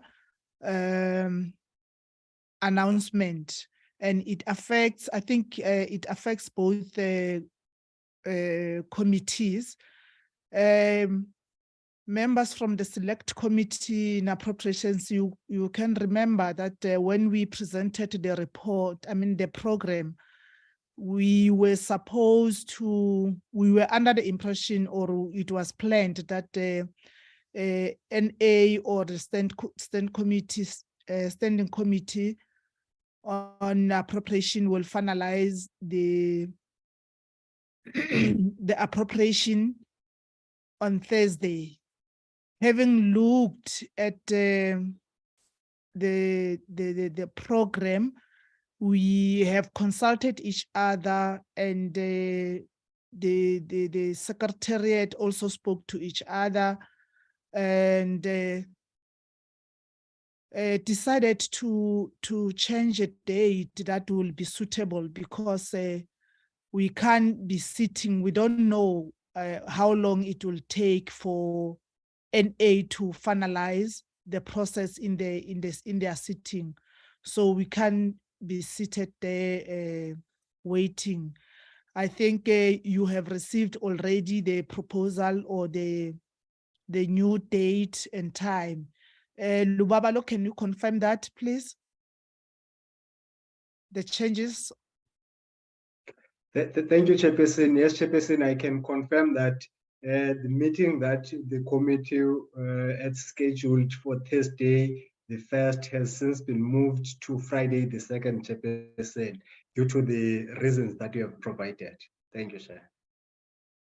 A formal notice will follow immediately after the meeting, but I have communicated to members in a separate platform. Thanks. Thank you, Mr. Lubabalo. Notata. Shenge, parting words. Chair, sorry, before you move off, can we comment? Can we ask questions? Can we get some details? Oh, you want to have a second bite? No, Chair, you're just talking about shifting meetings and dates and so on. Okay. On the announcement. Yeah, indeed, Chair. Now, already we have a finance committee scheduled for that day from 10 until 1 o'clock for the anti-money laundering and combating terrorism financing omnibus bill. Can we just confirm the time? Because actually there's a joint standing committee on defense closed meeting dealing with massively important issues on the same day. and it's becoming quite difficult to be sufficiently agile to keep up with the changes of the committee. And I understand that there are pressures that are brought about, but it doesn't help with timing when these things keep changing. And of course, you know, I think it is important to note there are other committees that we are members of. That is understandable, Honorable Ryder, and we share the same frustrations. But we can't just cry and not do anything about it. Somebody must do something and take a decision. I'm affected also. On Friday, 8 o'clock, we have the joint standing committee on financial management of Parliament, and I'm sharing that meeting. So we have spoken as like, remember our last meeting, is it our last meeting that we had of finance, select committee on finance? We said Lubabalo and Nkululeko, they must speak to each other and check on time. I mean, our programs, they must combine and have one program that so that we can also plan our commitments, because we also have political responsibilities that are upon us. Lubabalo, can you confirm the time? Because as we were speaking, we also considered the meeting of Select Committee on Finance. And in our case, the same members of finance are the members of Appropriations. Can you confirm the time? Thank you, Chairperson. We are planning to start at 1 o'clock, Chairperson, after the Select Committee on Finance has adjourned. Thank you, Chair. Honorable Ryder, are you answered? Chairperson, not really. And you know, the other meeting ends at 1 and this one starts at 1. That doesn't give a lot of time for preparation or changes, which is fine. I mean, we can be agile on that type of thing. We often have it where one meeting flows into the next. It just does help to be able to reshuffle your thoughts and perhaps take a short break, because sitting for 6 hours at a time is not constructive, Chair, when we're dealing with matters of this level of importance. So I don't believe 1 o'clock is a good idea. You know, there are 24 hours in a day. Indeed, I'm not sure that we would need to start immediately as the other meeting ends. Again, Chairperson, I want to make the point, there are other committees as well, not only finance, that members sit on. We do have a member of the programming committee that sits on this on our committee as well, and it doesn't seem like any cognizance is taken when planning happens of the other committees. Ryder, can I please stop you just there, because I just responded to say we are all sharing the same frustrations, so you don't have to really remind me of who is saving where. We know in terms of the arrangement in or the responsibilities in the NCOP, we are multitasking.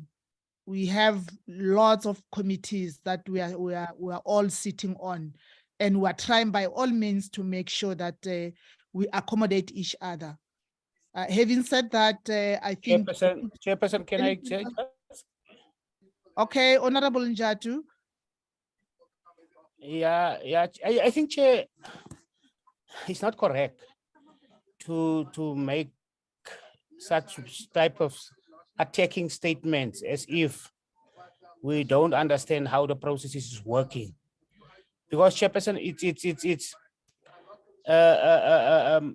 programs of the Select Committee of Finance and programs of the Select Committee of Appropriations are being tabled by the chairpersons of the committees to this same committee, and it's being approved.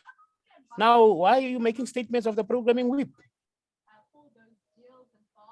Programs are being approved here. Thank you, Chair. Clearly they're not when they keep changing, but thank you. Honorable Ryder, please, I'm calling you to order and I've requested you to stop. We can't be holding this meeting at random and start debating our issues, our internal issues.